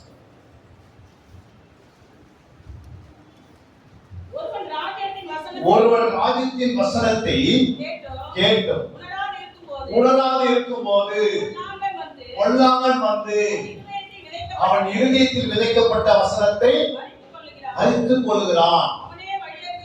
அப்ப பாருங்க, இயேசு பாருங்க, நமக்குள்ள வந்து தேவனுடைய வசனம் வந்துச்சு, பைபிளுடைய வசனம் கேட்கறீங்க, அது எல்லாம் கேட்கிற வசனம் எங்க போயிடுச்சு? இப்போ நம்ம இருதயத்துக்கு போயிடுச்சு. இருதயத்துல என்ன இல்லை? உணர்வு ஒண்ணு இல்லை அப்படின்னா விசுவாசம் வந்து என்ன பண்ணிடலாம்? உங்க பாக்கெட்ல 10 லட்சம் ரூபாய் இருக்குது. ஒரு பஸ்ல ஏறும்போது பஸ்ல ஏறும்போது எப்படி ஏறுவோம்? 10 லட்சம் ரூபாய் பாயில வச்சிருக்கீங்க. பஸ்ல ஏறும்போது எப்படி ஏறுவீங்க? 10 லட்சத்துக்கு விட்டுட்டு ஏறுவீங்களா, இல்ல அப்படியே மெய் மறந்து அப்படி ஏறி போவீங்களா? பஸ்ல 10 லட்சம் இருக்குன்னு சொல்லி வீட்டுல இருந்தே பாயில கை வச்சிருந்தா போயிடும் இல்லையா? ஏன்னா அந்த உணர்வு அங்க இருக்கு. உணர்வு இருக்குனால அது படத்தை நல்லா இருக்குது. நம்ம கண்ணு அங்க இருக்குது. எங்க ரோட்ட போனாலும் பஸ்ல ஏறும்போது ஒரு பாயில அங்க எடுத்துருவான்னு தெரியுது, நம்ம பாய் கையில குச்சி கெட்டி போய் ஏறும். ஏன்னா அது ஒரு உணர்வு இருக்கு. ஆனா ஆண்டவர் சொல்றாரு, என் வசனத்தை நீ கேட்டுட்டு போறீங்க ரோட்ல, நீங்க இந்த வசனத்தை கேட்ட வசனம் மனசுல வச்சு உணர்ந்துட்டே போனீங்கன்னா அது வேலை செய்யும்.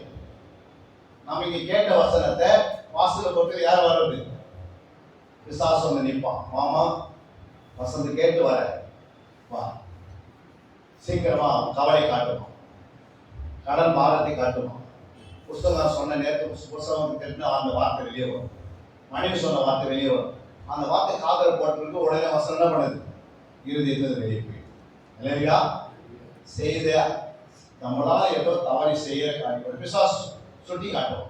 அந்த கவலை வரும்போது வசனம் உள்ளது வெளியே போயிடும். அப்ப நமக்கு சபைக்கு வரனா கவலை இல்லாத வரணும். சபைக்கு வரும்போது எப்படி வரணும்? மன மகிழ்ச்சியா வரணும் சொன்னார் இல்லையா? தாவீது சொல்றாரு, நான் ஆலயத்துக்கு போக விரும்பும் போது எப்படி வந்தேன்? மன மகிழ்ச்சியா வருகிறேன் இல்லையா? இப்போ ஆலயத்துக்கு வரும்போது கவலையோட வந்தா வசனம் நம்மகிட்ட இருக்குமா? வேதனையோட வந்தா இருக்குமா? புரியுங்களா? வேதனையோட துன்பத்தோடு வந்தா வசனம் நிற்காது. எப்போ நம்ம இயேசு ஏற்று பண்ணுமோ அன்னிலிருந்து நம்ம வசனத்தை மேல பசிதாரமா இருந்து இரவு பகல இதை வாசித்தீங்கன்னா உங்க கவலை போயிடும், வியாதி போயிடும், உங்களுடைய விளைவின போயிடும், உங்களுடைய கடன் பாரம் போயிடும், உங்களுக்குள்ள இருக்கிற அத்தனை விதமான நெகட்டிவான காரணம் எல்லாமே போயிடும். ஒன்லி கிறிஸ்து மட்டும் தான் ஒண்ணு இருப்பாரு இல்லையா? அது பிறகு உனக்கு நீ எதெல்லாம் செய்ய விரும்புறோ அதெல்லாம் நடக்க ஆரம்பிச்சு. நீ வீடு கட்ட ஆரம்பிச்சா 10 கோடியில வீடு கட்டினோட கட்டி தருவார், 10 லட்சத்தை கட்டினோட கட்டி தருவார். ஏன்னா கர்த்தர் வீட்டை கட்டாராய்கள் அந்த கட்டுகிற பிரயாசம். வீடு ஆண்டவர் பிள்ளைகளுக்கு யாரு? அவருடைய பிள்ளைகள் நம்ம இருக்கிறோம். நம்ம யாருடைய பிள்ளைகள்? யாருடைய பிள்ளைங்களா? யோவான் 1:12 சொல்ற ஆண்டவரே, யோவான் 1:12 வாசிங்க.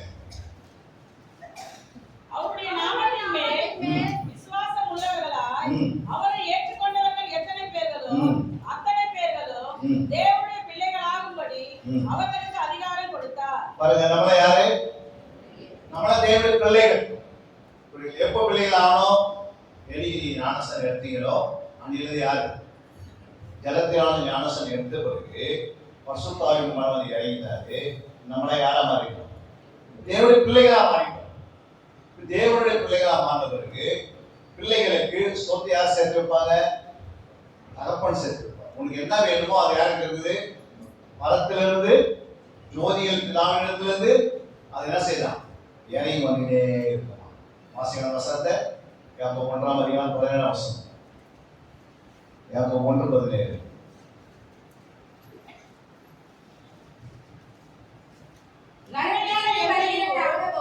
நன்மையான எந்த ஈவும் பூரணமான எந்த வரமும் பூரணமான எந்த வரமும் பலத்திலிருந்து உண்டாகிறது. பலத்துல என்ன பண்ணுது? நன்மையானது பூரணமானது எங்க உருவாகுதான்? பரலோகத்தில் உருவாகும். உன்னுடைய வீடு, உன்னுடைய டூ வீலர், உன்னுடைய கார் எல்லாம் வந்து அங்க என்ன பண்ணுது ஆண்டவர்? உனக்காக என்ன வேணுமோ, என் பிள்ளைங்களுக்கு என்னென்ன வேணுமோ எல்லாம் எங்க உருவாகுது? பரலோகத்தில் உருவாகும் நன்மையான ஈவுகள். இல்லையா? பிள்ளை பாக்கி எல்லாமே எங்க உருவாகுது? பரலோகத்தில் இயேசு எங்க உருவாகினாரு? பரலோகத்துல இருந்து அவருடைய வார்த்தை வந்து உருவாச்சு. இல்லையா? இயேசு எப்படி சிலுவையில் அறைஞ்சாங்க? பிலாத்து சொல்றாரு, நான் நினைச்ச உடனே காப்பாற்றுவேன், உன்னை விடுவிச்சிருவேன். அது இயேசு என்ன சொன்னார்? நம்ம சொன்னார் இயேசு என்ன சொன்னார்? பிலாத்து கேட்கிறாரு, நான் நினைச்சா சிலுவைக்கு போகாதபடி என்ன பண்றேன்? தடுத்துருவேன். அப்ப இயேசு என்ன சொன்னார் தெரியுமா? பரலோகத்துல இருந்து உங்களுக்கு அதிகாரம் வரல, ஆர்டர் வரலன்னா என்ன என்ன பண்ண முடியாது? சிலுவையில உங்களால் அடைய முடியாது. என்னை சிலுவையில் அடைய வைக்கிறது பரலோகத்திலிருந்து என்ன வரணும்? உங்களுக்கு ஆர்டர் வந்தாதான் என் சிலுவைக்கு என்ன அடைய முடியும். பரலோகத்திலிருந்து வார்த்தை வந்து இயேசு உருவாக்குறாரு. அதே இயேசு சிலுவைக்கு போகும்போது பரலோகத்திலிருந்து ஆர்டர் வருகிறார். அதே போல நம்ம என்ன பண்ணுறது? பரத்திலிருந்து நமக்கு இறங்கி வருகிறது. என்ன வந்து உன் அத்தனை தேவைகளும் எங்க இருக்கிறது? பரலோகத்தில் இருக்கிறது. அந்த விசுவாசம் உள்ள இருந்தால்தான் நீ உலகத்தை பார்க்க மாட்டேன், கர்த்தரை நோக்கி பார்க்க. அல்லேலூயா. நம்ம உலகத்தை பார்த்து பார்த்து என்ன ஆயிடுச்சு? பழக்கமானதுனால எது வந்தாலும் மச்சான்கிட்ட போன் அடிக்கிறது, மாமன்கிட்ட போன் அடிக்கிறது, பக்கத்துல போன் அடிக்கிறது, சீட்டு காசு, அந்த காசு, இந்த காசு என்ன பண்ணுது? எல்லாத்துக்கும் போன் அடிச்சு இதே கேட்டு கேட்டு நம்ம பழக்கமாயிடுச்சு. எனக்கு தெரிஞ்சு நான் ரட்சிக்கப்பட்டது 2010 தான். இது வரைக்கும் யார்கிட்ட போய் 10 பைசா வாங்கினது கிடையாது. அல்லையா? இது வரைக்கும் யார்கிட்ட போய் என்ன பண்ணது இருந்தது கிடையாது. வீடு கரெக்டா வேலை கொடுத்தவரு வீட்டை கொடுத்துட்டாரு, வீட்டை கொடுத்தவரு காரை கொடுத்துட்டாரு, காரை கொடுத்தவரு என்னென்ன வேணுமோ அதெல்லாம் என்ன பண்றாரு? அதை நேரத்துக்கு கொடுத்துனே இருக்காரு. ஏன் கொடுத்தனா அவர் வேலை செய்யணும், வேலை செய்யறதுக்குன்னு அவர் வேலை செய்யணும். அல்லையா? அவருக்காக நீ என்ன செய்தாலும் உங்களுக்கு விடுவாரா? ஃபர்ஸ்ட் நம்ம தேவன் பிள்ளை, நமக்கு என் தகப்பன் யாரு? நம்ம இயேசு யாருன்னா பிச்சைக்காரனா? நம்ம இயேசு யாரு? உலோசியர் 2ஆம் அதிகாரம் 10ஆம் வசனம் வாசிங்க. இயேசு யாருன்னு சொல்றாங்க. உலோசியர் 2ஆம் அதிகாரம் 10ஆம் வசனம் வாசிங்க. மேலும் சகல துரைத்தனங்களுக்கும் அதிகாரத்துக்கும் இயேசு என்ன இருக்கிறாரு? தலைவனாக இருக்கிறார். எதுக்கு? சகல துரைதனம். சகல துரைதனம் அர்த்தம் வெறும் துரைதனம் போல. என்ன பண்ணுகிறாரு? சகல துரைதனம் அர்த்தம் அங்க சகல இடத்துல மத்திய துறை, மாநில துறை, தனியார் துறைன்னு போடுறாங்க. இந்த பூமியில எத்தனை துறை இருக்கு? ஒண்ணு மத்திய துறை இருக்கு, அதுக்கு பேர் சென்ட்ரல் கவர்மெண்ட் சொல்றோம். இன்னொன்னு என்ன இருக்குது? மாநில துறை இருக்குது. அது என்ன சொல்றோம்? நம்முடைய தேசம், நம்முடைய தமிழ்நாடு. தனியார் துறை அது யாரு இருக்குது? ஒரு பால் விற்கிற பால் விற்கிறார், மாடு கறந்து அவர் யாரு எங்க இருக்கிறாரு? அவர் தனியார் துறையில் இருக்கிறார். அந்த மாட்டு மேல கை வச்சு ஜெபம் பண்ணி இருந்தா அது 10 லிட்டர் கொடுக்குறது, 15 லிட்டர் கொடுக்கும். அல்லையா? ஏன் கொடுக்குதுன்னா அந்த மாடு அவருக்கு கம்பெனியா வேலை செய்யும், அவருடைய ஆதாரம் தேவைகளெல்லாம் சந்திக்கும். இயேசு நாமத்தினாலே இந்த மாடு 4 குட்டி போடுன்னு சொல்லி அவரு நாமத்தை சொன்னார். ஜெபம் பண்ண என்ன பண்ணது? 4 பெண் குட்டியை போடணும். ஏன்னா வாயில அதிகாரம் கொடுத்துட்டாரு ஆண்டவர். புரியுங்களா? நமக்கு என்ன கொடுத்தாரு? அதிகாரம் கொடுத்தாரு. என்னத்துக்கு? நம் தேவனுடைய பிள்ளைகள் ஆகும்படி நமக்கு அதிகாரம் கொடுத்தாரு. அந்த அதிகாரத்தை பயன்படுத்தும். அப்ப நீ என்ன கேட்கிறாயோ அதெல்லாம் பண்ணுது. பிள்ளைகளுக்கு ஆண்டு கொடுக்க மாட்டார். ஏன்னா அவர் என்ன இருக்கிறாரு? தலைவராக இருக்கிறார். 2வது சொல்றாரு சகல அதிகாரத்துக்கு ஒரு தலைவர். அதிகாரம் என்ன? இந்த பூமியில எத்தனை பேருக்கு அதிகாரம் இருக்குது? 1 போலீஸ் துறைக்கு அதிகாரம், 2 நீதித்துறைக்கு அதிகாரம், 3வது அரசியல்வாதிக்கு அதிகாரம். இந்த அதிகாரத்துக்கு நான் தான் தலைவர். சென்ட்ரல் கவர்மெண்ட், ஸ்டேட் கவர்மெண்ட், பிரைவேட்டுக்கு நான் தான் தலைவர். எல்லா 3 விதமான அதிகாரத்துக்கும் நான் தான் தலைவர். உனக்கு போலீஸ் வேலை வேணும்னா என்கிட்ட கேட்கு, நான் தரேன். உனக்கு நீதிபதி ஆகுனா நீதிபதியை நீ அவருக்கு உனக்கு தானே செய்வேன், நீதிபதி ஆக்கி விட்டுருவேன். ஏன்னா நீ என்கிட்ட கேட்ட நான் உனக்கு கொடுக்குறேன். கேளுங்கிற போது உங்களுக்கு கொடுக்கப்படும். புரியுங்களா? இல்ல நான் அரசியல்வாதி எம்எல்ஏ ஆகணும் அப்படின்னா ஆண்டவர் எம்எல்ஏ கொடுப்பார். கொடுக்க மாட்டார். ஏன் கொடுக்கிறாரு அவரு? ஏன் அவர் கொடுக்கிறாரு? ஏன் கொடுக்கிறாரு? அவர் தலைவர். எதுக்கு தலைவர்? எதுக்குமா தலைவர்? ஆண்டவர் வாசிங்க 28:18 மத்திய 28:18 எதுக்கு தலைவராக இருக்கிறார்?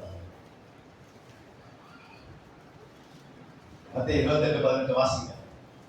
அப்பொழுது இயேசு அப்போது இயேசு சமீபத்தில் வந்து அவர்களை நோக்கி வானத்திலும் பூமியிலும் பாருங்க எதுல இருக்காரு? வானத்திலும் பூமியிலும் சகல அதிகாரம் என்ன கொடுக்கப்பட்டிருக்கிறது. அல்லேலூயா. இப்ப எல்லா அதிகாரம் யாருக்கு இருக்குது? வானத்திலும் அவருதான். புற நட்சத்திர மண்டலம், சூரியனு, சந்திரனு, வானத்துல எல்லாம் இருக்கு. மழை, காற்று எல்லாமே இருக்குது. எல்லாத்தையும் மழை நிறுத்தினா நிறுத்திடுறாரு, காற்று நிறுத்தினா நிறுத்திடுறாரு, சூரியன் நிற்கனா நிக்க வைக்கிறார், நட்சத்திரம் நிற்கனா நிக்க வைக்கிறார், அப்புறம் சந்திரன் நிக்க நிக்க வைக்கிறார். அதாவது அவர் கண்ட்ரோல் ஆயிடுச்சு. புரியுங்களா? அப்புறம் பூமியில என்ன இருக்குது? பூமியில என்னமா இருக்குது?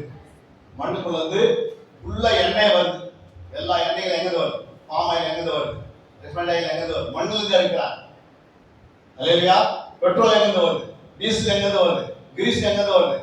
எல்லாம் அவர் சொன்ன இயேசு நாமத்துல வாழ கூட வரும். இந்த கூட்டாட வரும். ஏன்னா அவருடைய அதிகாரத்தில் பூமியில என்ன வச்சுக்கிறார்? எல்லாத்தையும் வச்சிருக்கிறார். அல்லேலூயா. எல்லா உலோகங்கள் இருக்குது, அமிலங்கள் இருக்குது, எல்லாமே அவர் பேர்ல தான் இருக்கு. அல்லேலூயா. எல்லாமே அவர் பேர்ல இருக்குது. எல்லாமே வானத்துக்கு பூமியில சகல அதிகாரம் அவர் கொடுக்கப்பட்டாச்சு. அவருக்கு கொடுக்கப்பட்டு இருக்கிறது அப்படின்னு எப்ப சொல்றாரு? உயிரோடு இருக்கும்போது சொல்லல. இயேசு உயிரோடு இருக்கும்போது சொல்றாரு.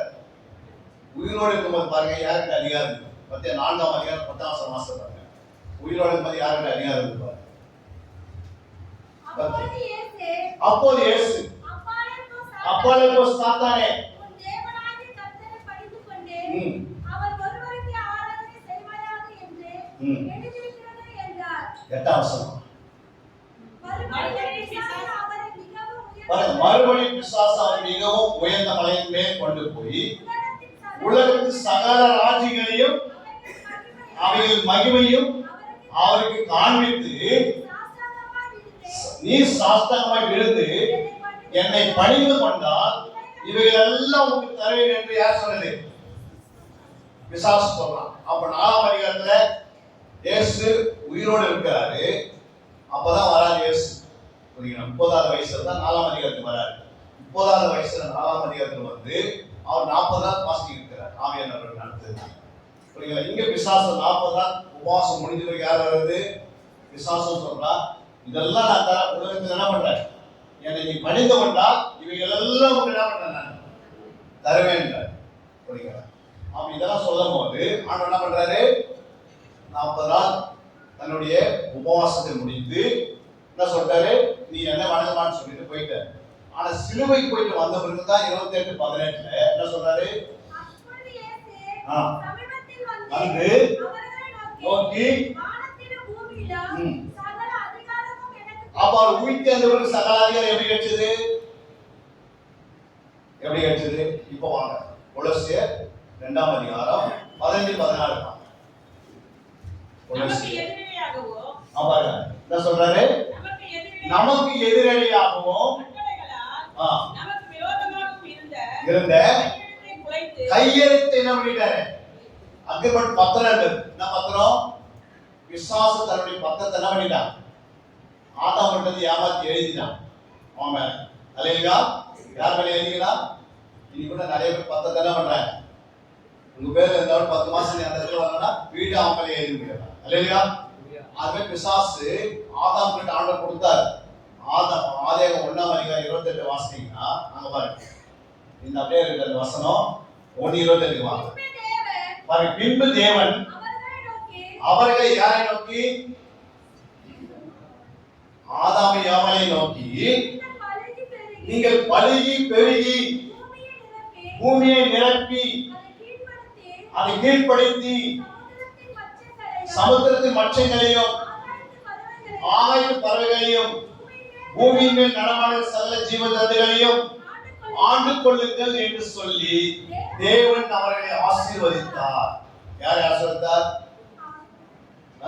இன்னும் ஆதாம் ஏவாளை இன்னும் உண்டாரு. ஆதாம் ஏவாள் 2ஆம் அதிகாரம் 7 தான் ஆண்டவர் சிருஷ்டிக்கிறார், உருவாக்குறார். ஆனா ஆசீர்வாதம் வாக்குத்தத்தத்தை போறது. ஆதாம் ஏவாள் உண்டாகிறதுக்கு முன்னாடி அவன் பேர் சொல்லி ஆசீர்வதிக்கிறார். அல்லேலூயா. 2:7 வாசித்து பாருங்க. ஆதியாகமம் 2:7. பாருங்க, தேவனை கர்த்தர் மனுஷனை பூமியில் உண்டாக்கி மண்ணினால் உருவாக்கி ஊதினால் மனுஷன் ஜீவாத்மான. 2ஆம் அதிகாரம் தான் என்ன பண்றாரு? 2ஆம் அதிகாரம் தான் இயேசு என்ன பண்றாரு? ஆதாமை உண்டாக்குறாரு. அப்ப 2:9-10 வந்தீங்கன்னா ஏதோ தோட்டத்தை உண்டாக்குறாரு. அல்லேலூயா. பாருங்க 9, 7, 8 2 வாசி.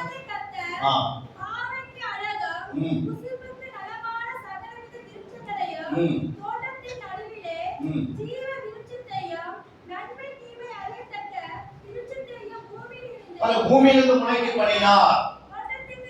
ஏதேன் என்ற ஒரு தோட்டம். அல்லேலூயா. ஏதேன் என்பது ஒரு இடம். அந்த ஏதேனுக்குள்ள ஒரு தோட்டம். அல்லேலூயா. அந்த தோட்டத்துக்குள்ள ஆண்டவர் இந்த 3 விதமான கனியை உண்டாக்கிட்டார். அல்லேலூயா. முன்ன யாவாளை உண்டாக்க, ஆனா ஆண்டவர் ஆதாமிட்ட தான் பேசுறார். என்னன்னு? எந்த கனி புசிக்கணும், எந்த கனி புசிக்கூடாது. ஏவாள் அம்மா கிட்ட பண்ணல. ஏவாள் அம்மா என்ன உண்டாக்கவே இல்ல. 2:21 வாசித்தீங்கன்னா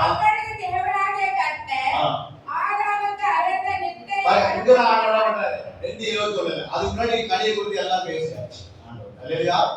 வாசிங்க. அப்பொழுது தேவனாகிய கர்த்தர் ஆதாமுக்கு அயர்ந்த நித்திரையை வரப்பண்ணினார்.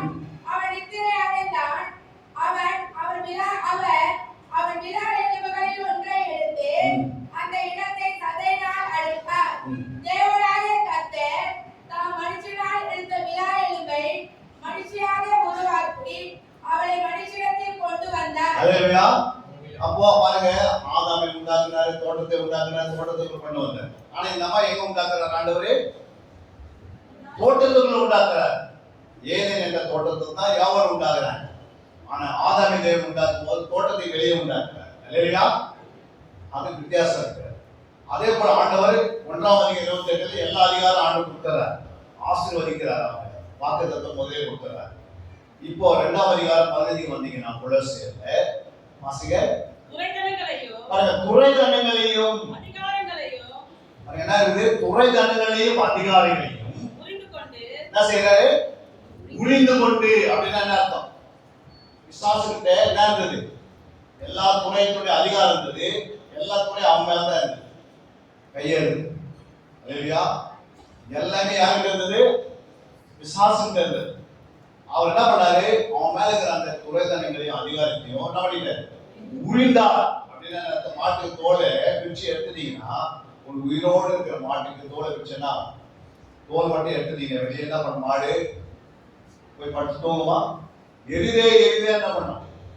ஓடும். நிக்குமா? எங்காவது அவனே நிக்குமாமா? நிக்கவே நிக்காது. ஏன் நிக்காது? அது மேல இருக்கிற தோலை உறுதிட்டார். அது மாதிரி பிசாசு தோலை பிரிச்சு எடுத்துக்கிறார் ஆண்டவர். அவனுக்கு இருக்கிற எல்லா அதிகாரங்களையும் அவன் மேல இருக்கிற எல்லா துறைகளையும் எடுத்து என்ன பண்றாரு? அவன்கிட்ட கிழிச்சு என்ன பண்றாரு? வெளியே அவன் என்ன பண்றாரு? கோலமாக்கி அவைகளின் மேல் சிலுவை வெட்டி செலுத்திட்டார். அப்படி இயேசு என்ன பண்ணிட்டாரு? அதான் எல்லாம் முடிந்ததுன்றார்.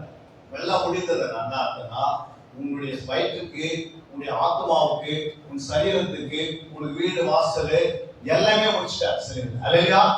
இனிமேல் புதுசா எதுவும் செய்து கொடுக்க வேண்டிய அவசியம் இல்லை. நமக்கு ஏன் அப்படின்னா, உலகத்துல நமக்கு ஏன் வேலை கிடைக்கல, ஏன் சரியான வீடு இல்லை, ஏன் சரியான நமக்கு கர்ப்பத்துக்கு அடி பிறக்க மாட்டேங்குது, சரியான சொத்து எதையும் இல்லை. காரணம் என்னன்னா, இன்னும் கிறிஸ்துவ எப்படி இருக்கிறாங்க? கண்கெல்லாம் குருடாகப்பட்டு, இருதையெல்லாம் இருள் அடிக்கப்பட்டு, இயேசு இன்னும் எப்படி நினைக்கிறாங்க? அவர் வந்தாரு, போயிட்டாரு, என்னதான் கொடுத்துட்டு போனாரு அப்படின்னா எல்லாமே கொடுத்துட்டு போயிட்டாரு. ஆனா அது நமக்கு அறியாம இருக்கிறதுனால நமக்கு வர அத்தனை ஆசீர்வாதம் என்ன பண்ணுது? உலக மக்கள் இருந்து போய் இருக்கிறான். அல்லேலூயா. பிசாசு அன்னைக்கு ஆதாமை ஏமாத்தினான். ஆதாமை இன்னைக்கு பிசாசு கிறிஸ்துவின் பிள்ளைகள் என்ன பண்றான்?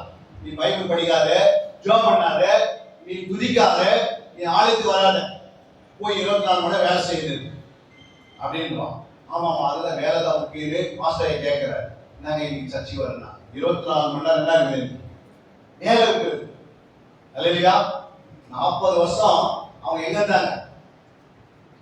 வனாந்தரத்துல வந்தாங்க. 40 வருஷம் அவங்க என்ன பண்ணாரு? ஒரு நாளைக்கு கிட்டத்தட்ட பார்த்தீங்கன்னா காலைல பிரேக்ஃபாஸ்ட் கொடுக்கணும்னா 6 லட்சம் பேருக்கு எவ்வளவு ஆகும் பிரேக்ஃபாஸ்ட்? கிட்டத்தட்ட ஒரு 20 லாரி ஆகும். ஆமாவா? 20 ட்ரக்குக்குள்ள கொண்டு வந்தாதான் அந்த 6 லட்சம் பேர் சாப்பிட முடியும். அப்போ ஆண்டவர் எந்த வேலை செய்யாம அவங்க என்ன பண்ணாரு? 3 வேலையும் சாப்பாடு கொடுத்தாரு, உடைய கொடுத்தாரு, செருப்பு கொடுத்தாரு, படுத்து தூக்கத்துக்கு எல்லாம் கொடுத்தாரு, எல்லாமே வசதி கொடுத்தாரு. நீ வேலையே போனாலும் கொடுத்துருவாரு. நீ அவருடைய பிள்ளையா இருக்க இல்லையா? அப்ப அவர் பெற்று எடுத்துட்டு எகிப்து கொண்டு வந்த பிறகு அவங்க என்னென்ன வேணும் யார் கொடுத்தது? இவங்க போய் வாங்கி வந்தாங்க நெல்லுலாம். இவங்க வெறுமையா வந்தாங்க. வெறுமையா வரவங்களை என்ன செய்யுது?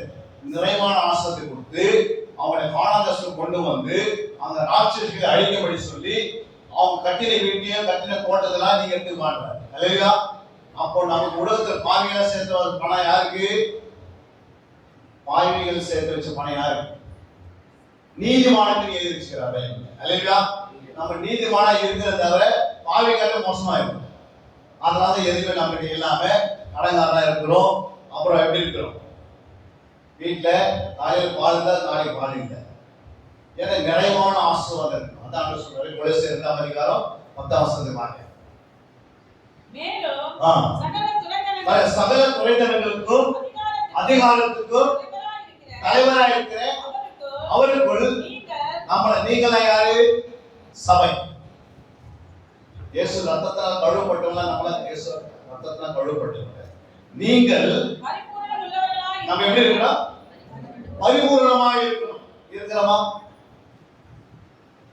எத்தனை பேர் பரிபூர்ணமா இருக்கீங்க? அவனுடைய கரையில் இருக்காங்க யாருமே. ஏன் அதுக்கு பரிபூர்ணம் என்ன அர்த்தம்? பரிபூர்ணம் என்ன? 100% எப்படி இருக்கணும்? குறையில்லாத வாழ்க்கை. இயேசு என்ன சொன்னாரு? 34:10 சங்கீதம் சொல்றாரு. 34:10 32:10 வாசிங்க. 34:10 வாசிங்க. சிங்க குட்டிகள் தாட்சி அடித்து பட்டினியா இருக்கும். எத்தனை கேடு இருக்குன்னா இல்ல, ஒரு நன்மை குறையப்படாது. அப்படின்னா சொல்ற சிங்க குட்டிகள். என்னது? சிங்க குட்டி. சரிங்களா?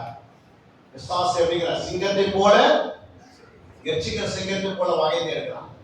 அப்படின்னா சிங்கக்குட்டியை இந்த உலகத்துல ரட்சிக்கப்படாதவங்களுக்கும் ரட்சிக்கப்பட்டவன்னு சொல்றாரு ஆண்டவரே. ரட்சிக்கப்படாத சிங்கக்குட்டிங்க அவங்க வீட்டுல குறை இருக்கும்.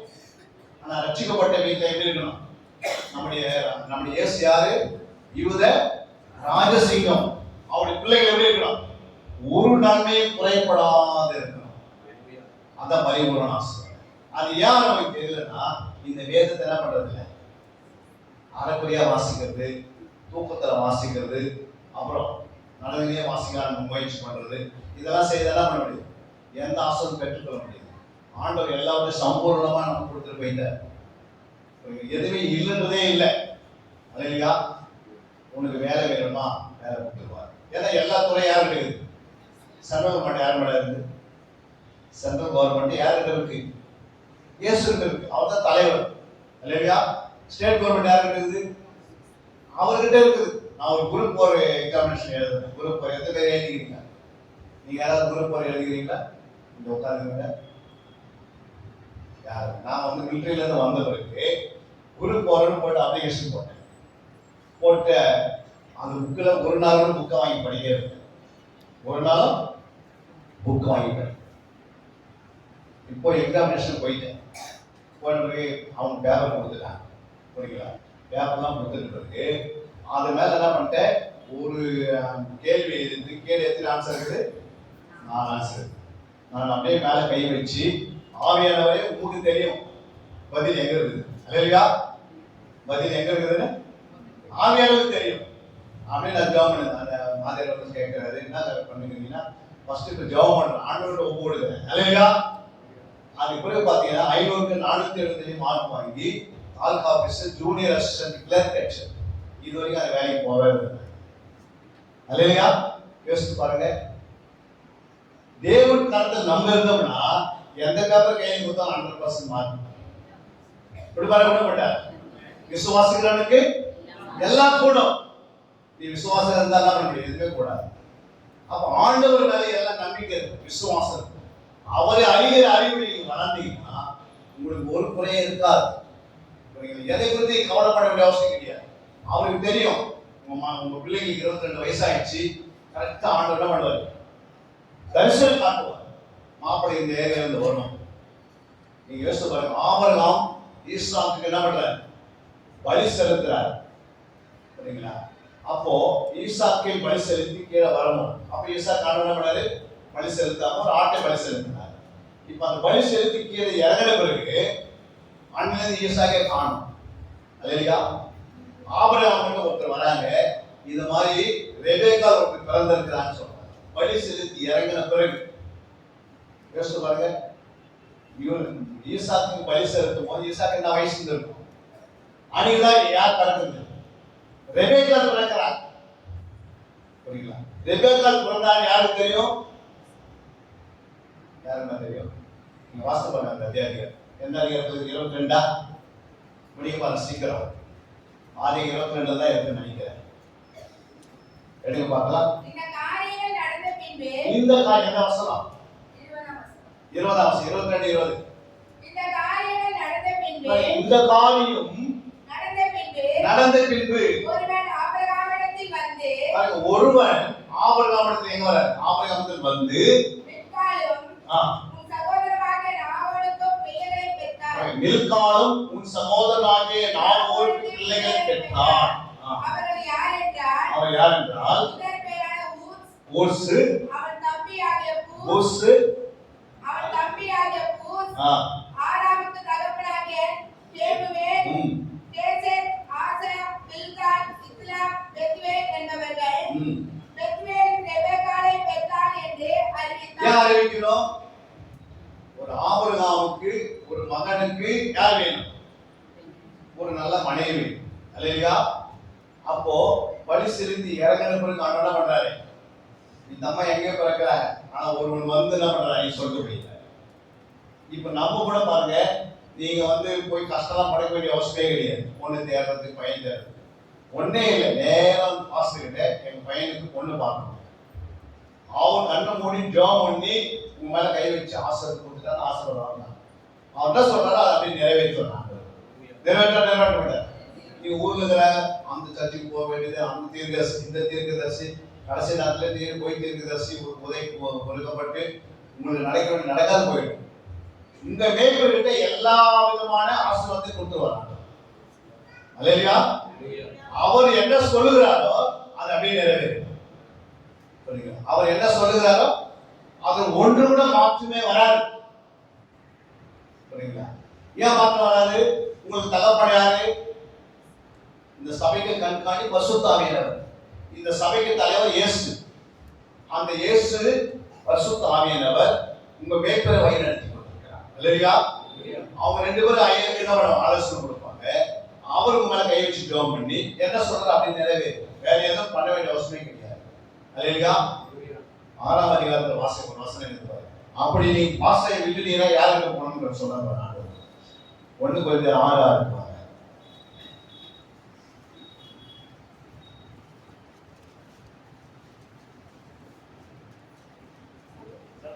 சகோதரன் வழக்காடுகிறார், அவிசுவாசிகளுக்கு உண்டாகவும் அப்படி செய்கிறார். நீங்கள் ஒருவரோடு வழக்காடுகிறது எவ்விதத்திலும் குற்றமா இருக்கிறது. அப்படி செய்கிறதை விட நீங்கள் ஏன் அநியாயத்தை சகித்துக் கொள்கிறதில்லை?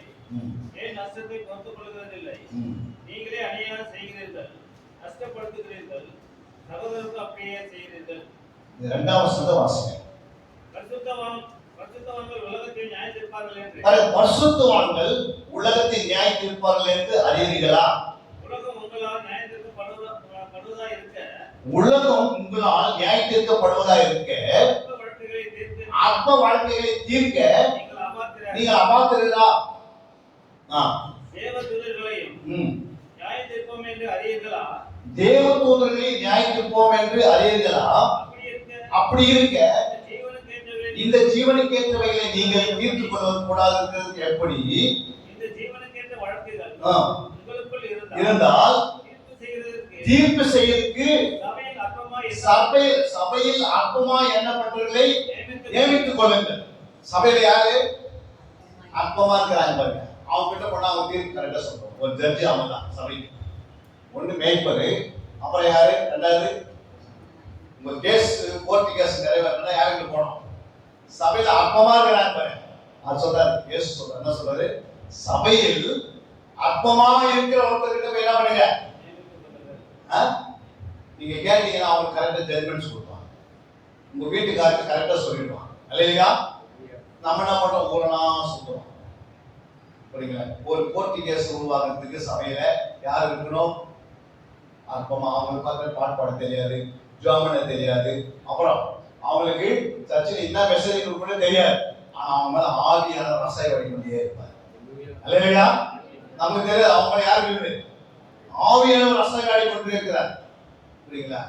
அந்த ஆவியானவருக்குள்ள அவங்களுக்கு ஆவியானவர் இருக்கிறதுனால அவங்க கிட்ட போய் என் பையன் வந்து கீழ்ப்படிதே இல்லை, நான் என்ன செய்யணும் அப்படின்னா, அவங்க ஒரு வார்த்தை சொன்னாங்கன்னா நீ அதுபடி செய்தாத, ஆட்டோமேட்டிக்கா அந்த பிள்ளைய கொடுக்க நடக்க ஆரம்பிச்சு. இல்லையா? அப்போ ஒண்ணு மேய்ப்பர் இருக்கிறாரு, ரெண்டு யாருக்கு இருக்கு? அற்பமா இருக்கிறவங்க கிட்ட போய் எல்லாம் கேட்கும் அப்படின்றாரு. நாம அந்த அற்பமா இருக்கிறத விட்டுட்டு நல்ல திட்டாமா இருக்கிற ஊழியர்களுக்கு போய் ஏதாவது சொல்லணும்னு பார்த்தா அவர் என்ன பண்ணிடுறாரு? சொன்ன டேட்டே நடக்க மாட்டேங்குது. இல்லையா? அப்படி ஏமாந்து போய் அப்ப நம்ம நேரத்தை வேஸ்ட் பண்ணவே கூடாது. இல்லையா? அப்ப எல்லா அதிகாரமும் யார்கிட்ட இருக்குது? இயேசுகிட்ட வந்தாச்சு.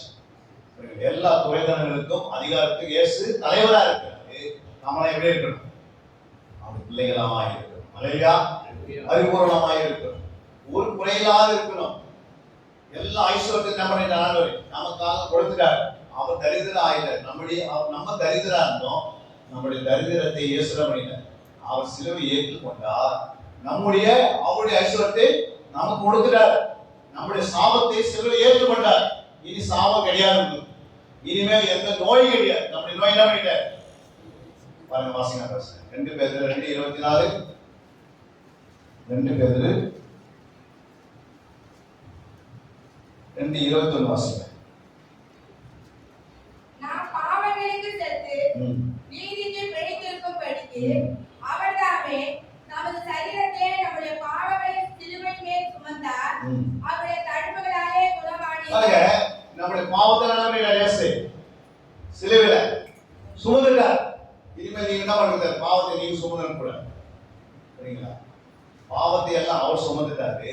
அவருடைய தழும்புகளாலே நம்ம என்ன பண்றோம்? குணமாகணும். இல்லையா? எந்த ஒரு வியாதி வந்தாலும் இந்த வசனம் சொல்லி, இந்த வசனத்தை நீங்க தேவ சமூகத்தை வச்சு அறிக்கை செய்தா அது நிறைவேறும். ஒரு நோய் வந்துருச்சு, ஒரு வியாதி வந்துருச்சு, இல்ல ஒரு விளைவினம் வந்துருச்சு, ஒரு சாபத்து கட்டு வந்திருக்குது அப்படின்னா இந்த மாதிரி வசனங்களை வச்சு கிளைம் பண்ணீங்கன்னா கர்த்தர் விடுதலாக்கிறார். ஏன்னா அந்த வசனத்துல ஜீவன் இருக்கிறது, உயிர் இருக்கிறது, அதுக்குள்ள பலன் இருக்கிறது. இல்லையா? அதெல்லாம் நீ கவலைப்பட வேண்டிய அவசியம் கிடையாது. கவலைப்பட்டு கண்ணீர் விட வேண்டிய அவசியம் கிடையாது. கவலை யார் படணும்? யாருங்க கவலைப்படணும்? ரட்சிக்கப்படாத கவலைப்பட்டோம். ரட்சிக்கப்பட்டவங்க கவலைப்படணும். எதுக்காக படணும்? 2 வசனம் வாசிப்பாரு. எபிரேயர் 2:4. எபிரேயர் 2:4 வாசிங்க. சீக்கிரம் வாசிங்க, முடிக்க போறோம். அடையாளங்களினால், அற்புதங்களினால், பலவிதமான பலத்த செய்கையினால், நம்முடைய சித்தத்தை பகிர்ந்து கொடுத்த பரிசுத்த ஆவியின் வரங்களினால் தேவன் தாமே சாட்சி கொடுத்தமாய் இருக்கிற இவ்வளவு பெரிதான ரட்சிப்பை குறித்து நாம் கவலை இருப்போமானால் தண்டனைக்கு எப்படி தப்பித்துக் கொள்வோம்? அல்லேலூயா. அவர் என்ன சொல்றாரு? இவ்வளவு பெரிதான ரட்சிப்பை குறித்து நம்ம என்ன செய்யணும்? கவலைப்படணும். அல்லேலூயா. ஏன் கவலைப்படணும்? வீட்டில் ஒருத்தர் ரட்சிக்கப்படல, நீங்க என்ன செய்யணும்? அவங்க குறித்து கவலைப்படணும். அவங்க கேட்பாங்க, நாங்க முகத்தை எப்ப பார்த்தாலும் கவலையா இருக்கிறீங்கன்னா நீங்க ரட்சிக்கப்பட்டீங்கன்னா நான் கவலை இருப்பேன். அல்லேலூயா. உங்க ரட்சிப்புக்காக நான் காத்து கொண்டிருக்கிறேன். நெகேமியா முகம் எப்படி இருக்கு? துக்க முகமா இருக்கு. ராஜா கேட்கிறேன், ஏன் துக்க முகமா இருக்கிறேன்னா எங்களுடைய அலங்கல் இடிக்கப்பட்டிருக்கிறது, எங்களுடைய அலங்கத்தை போய் கட்டணும், அதனால நான் துக்க முகமா இருக்கிறேன். அதுக்கு நான் என்ன செய்யணும் அப்படின்னு கேட்கிறார் ராஜா. உங்களிடத்துல ஆளை கொடு, எல்லாம் ஒரு பணத்தை கொடுத்தா நான் போய் கட்டிட்டு வரேன். அப்ப உடனே என்ன பண்ணாரு? அவர் உபவாசம் ஜெபம் பண்ணதுனால தேவன் யார்கிட்ட பேசுறாரு? ராஜா கிட்ட பேசுறாரு. எல்லாம் ராஜா கொடுத்து அனுப்பி அனாதை கட்டிடுறாரு. அல்லேலூயா. இப்ப நமக்கு துக்கம் இருக்கணும். ஐயோ நம்ம வீட்டுல அண்ணன் ரட்சிக்கப்படலையே, அக்கா ரட்சிக்கப்படலையே, அப்புறம் தம்பி ரட்சிக்கப்படலையே, சித்தப்பா ரட்சிக்கப்படலையே, மாமா ரட்சிக்கப்படலையே, மாமனார் ரட்சிக்கப்படலையே, மாமியார் ரட்சிக்கப்படலையே, பக்கத்து வீட்டுல நம்மளுடைய சிநேகிதர் ரட்சிக்கப்படலையே, அவங்க வீட்டுக்கு அடிக்கடி போய் உட்காந்துட்டு வந்தோமே அப்படின்னு அவங்க குறித்து ஒரு கவலை இருக்கு. ஏன்னா என்ன பண்றது, பெரிதான ரட்சிப்பு சொல்றாரு. பெரிதான ரட்சிப்பை குறித்து இரண்டாவது சொல்றாரு, தண்டனைன்னு ஒண்ணு சொல்லியிருக்காரு. அதுதான் தண்டனை, நரக தண்டனை. நரகத்துல நமக்கு ஒரு தண்டனை, ரட்சிக்கப்படாதவங்களுக்கு தண்டனை என்னன்னா நரகம். புரியுங்களா? இப்ப நம்ம ரட்சிக்கப்படாதவங்க நம்ம கவலைப்பட்டோம்னா அந்த தண்டனை தப்பிச்சிடலாம். ஃபர்ஸ்ட் தண்டனை தப்பிச்சு வெளியே வந்துடணும். அப்புறம் பாவ வளம் உலகத்துல இருக்கும். என்ன இருக்குது? பாவ தண்டனை தப்பிச்சு வெளியே வரணும். அப்புறம் இந்த உலகத்துல வந்து என்ன இருக்குது? பாவ வளம் இருக்கு. புரியுங்களா? அந்த பாவ வளம் தான் சினிமா, கதைகள், பொய் சொல்றது, ஏமாத்துறது, அடிக்கிறது, திட்டுறது, மனைவியை அடிக்கிறது, பிள்ளைங்களை அடிக்கிறது, பெற்றோர் பிள்ளைங்க அடிக்கிறது, இதெல்லாம் எது? ஒரு பாவ வல்லாம நம்மளை சிக்க வச்சிருச்சு, அந்த கையில கட்டி வச்சிருக்கான். இல்லையா? எதிர்த்து பேசுறது, நீ என்ன சொல்றது, நானே கேட்கறது, டக்குன்னு மேய்ப்பர் என்ன பண்றது, காணிக்கை எங்க போச்சு அப்படின்றது. காணிக்கை யார் கேட்கணும்? மேய்ப்பர்கிட்ட காணிக்கை யார் கேட்கணும்? தேவன் கேட்கணும். நம்ம என்ன பண்றது, உன் காணிக்கை எங்க போச்சுன்னா அப்படின்னு நீ கேட்டீங்கன்னா அந்த சாபம் அவங்க மாட்டோம். எப்படி மீகால் என்ன பண்ணாங்க, நீ ஏன் டான்ஸ் ஆடுற அப்படின்னு நீ ஆராதனை பண்ற. தாவீது என்ன பண்றாரு, புதியத்தில் வராரு. அந்த அம்மா என்ன பண்ணாங்க, தாவீதை எதிர்த்து பேசுறான். அன்னிலிருந்து அவன் குழந்தை வாய்ப்பே இல்லாத போயிடுச்சு. அல்லையா? இன்னைக்கு நிறைய பேர் குழந்தை வாய்க்க ஏன்னா எதிர்த்து பேசுறது, ஊழியர்களை எதிர்த்து பேசுறது. அந்த ஊழியர் சரி, நம்மளே அந்த கடமையே கிடையாது. யாருக்கு என்ன பண்ண முடியாது. 7:25 வாசம் பாருங்க.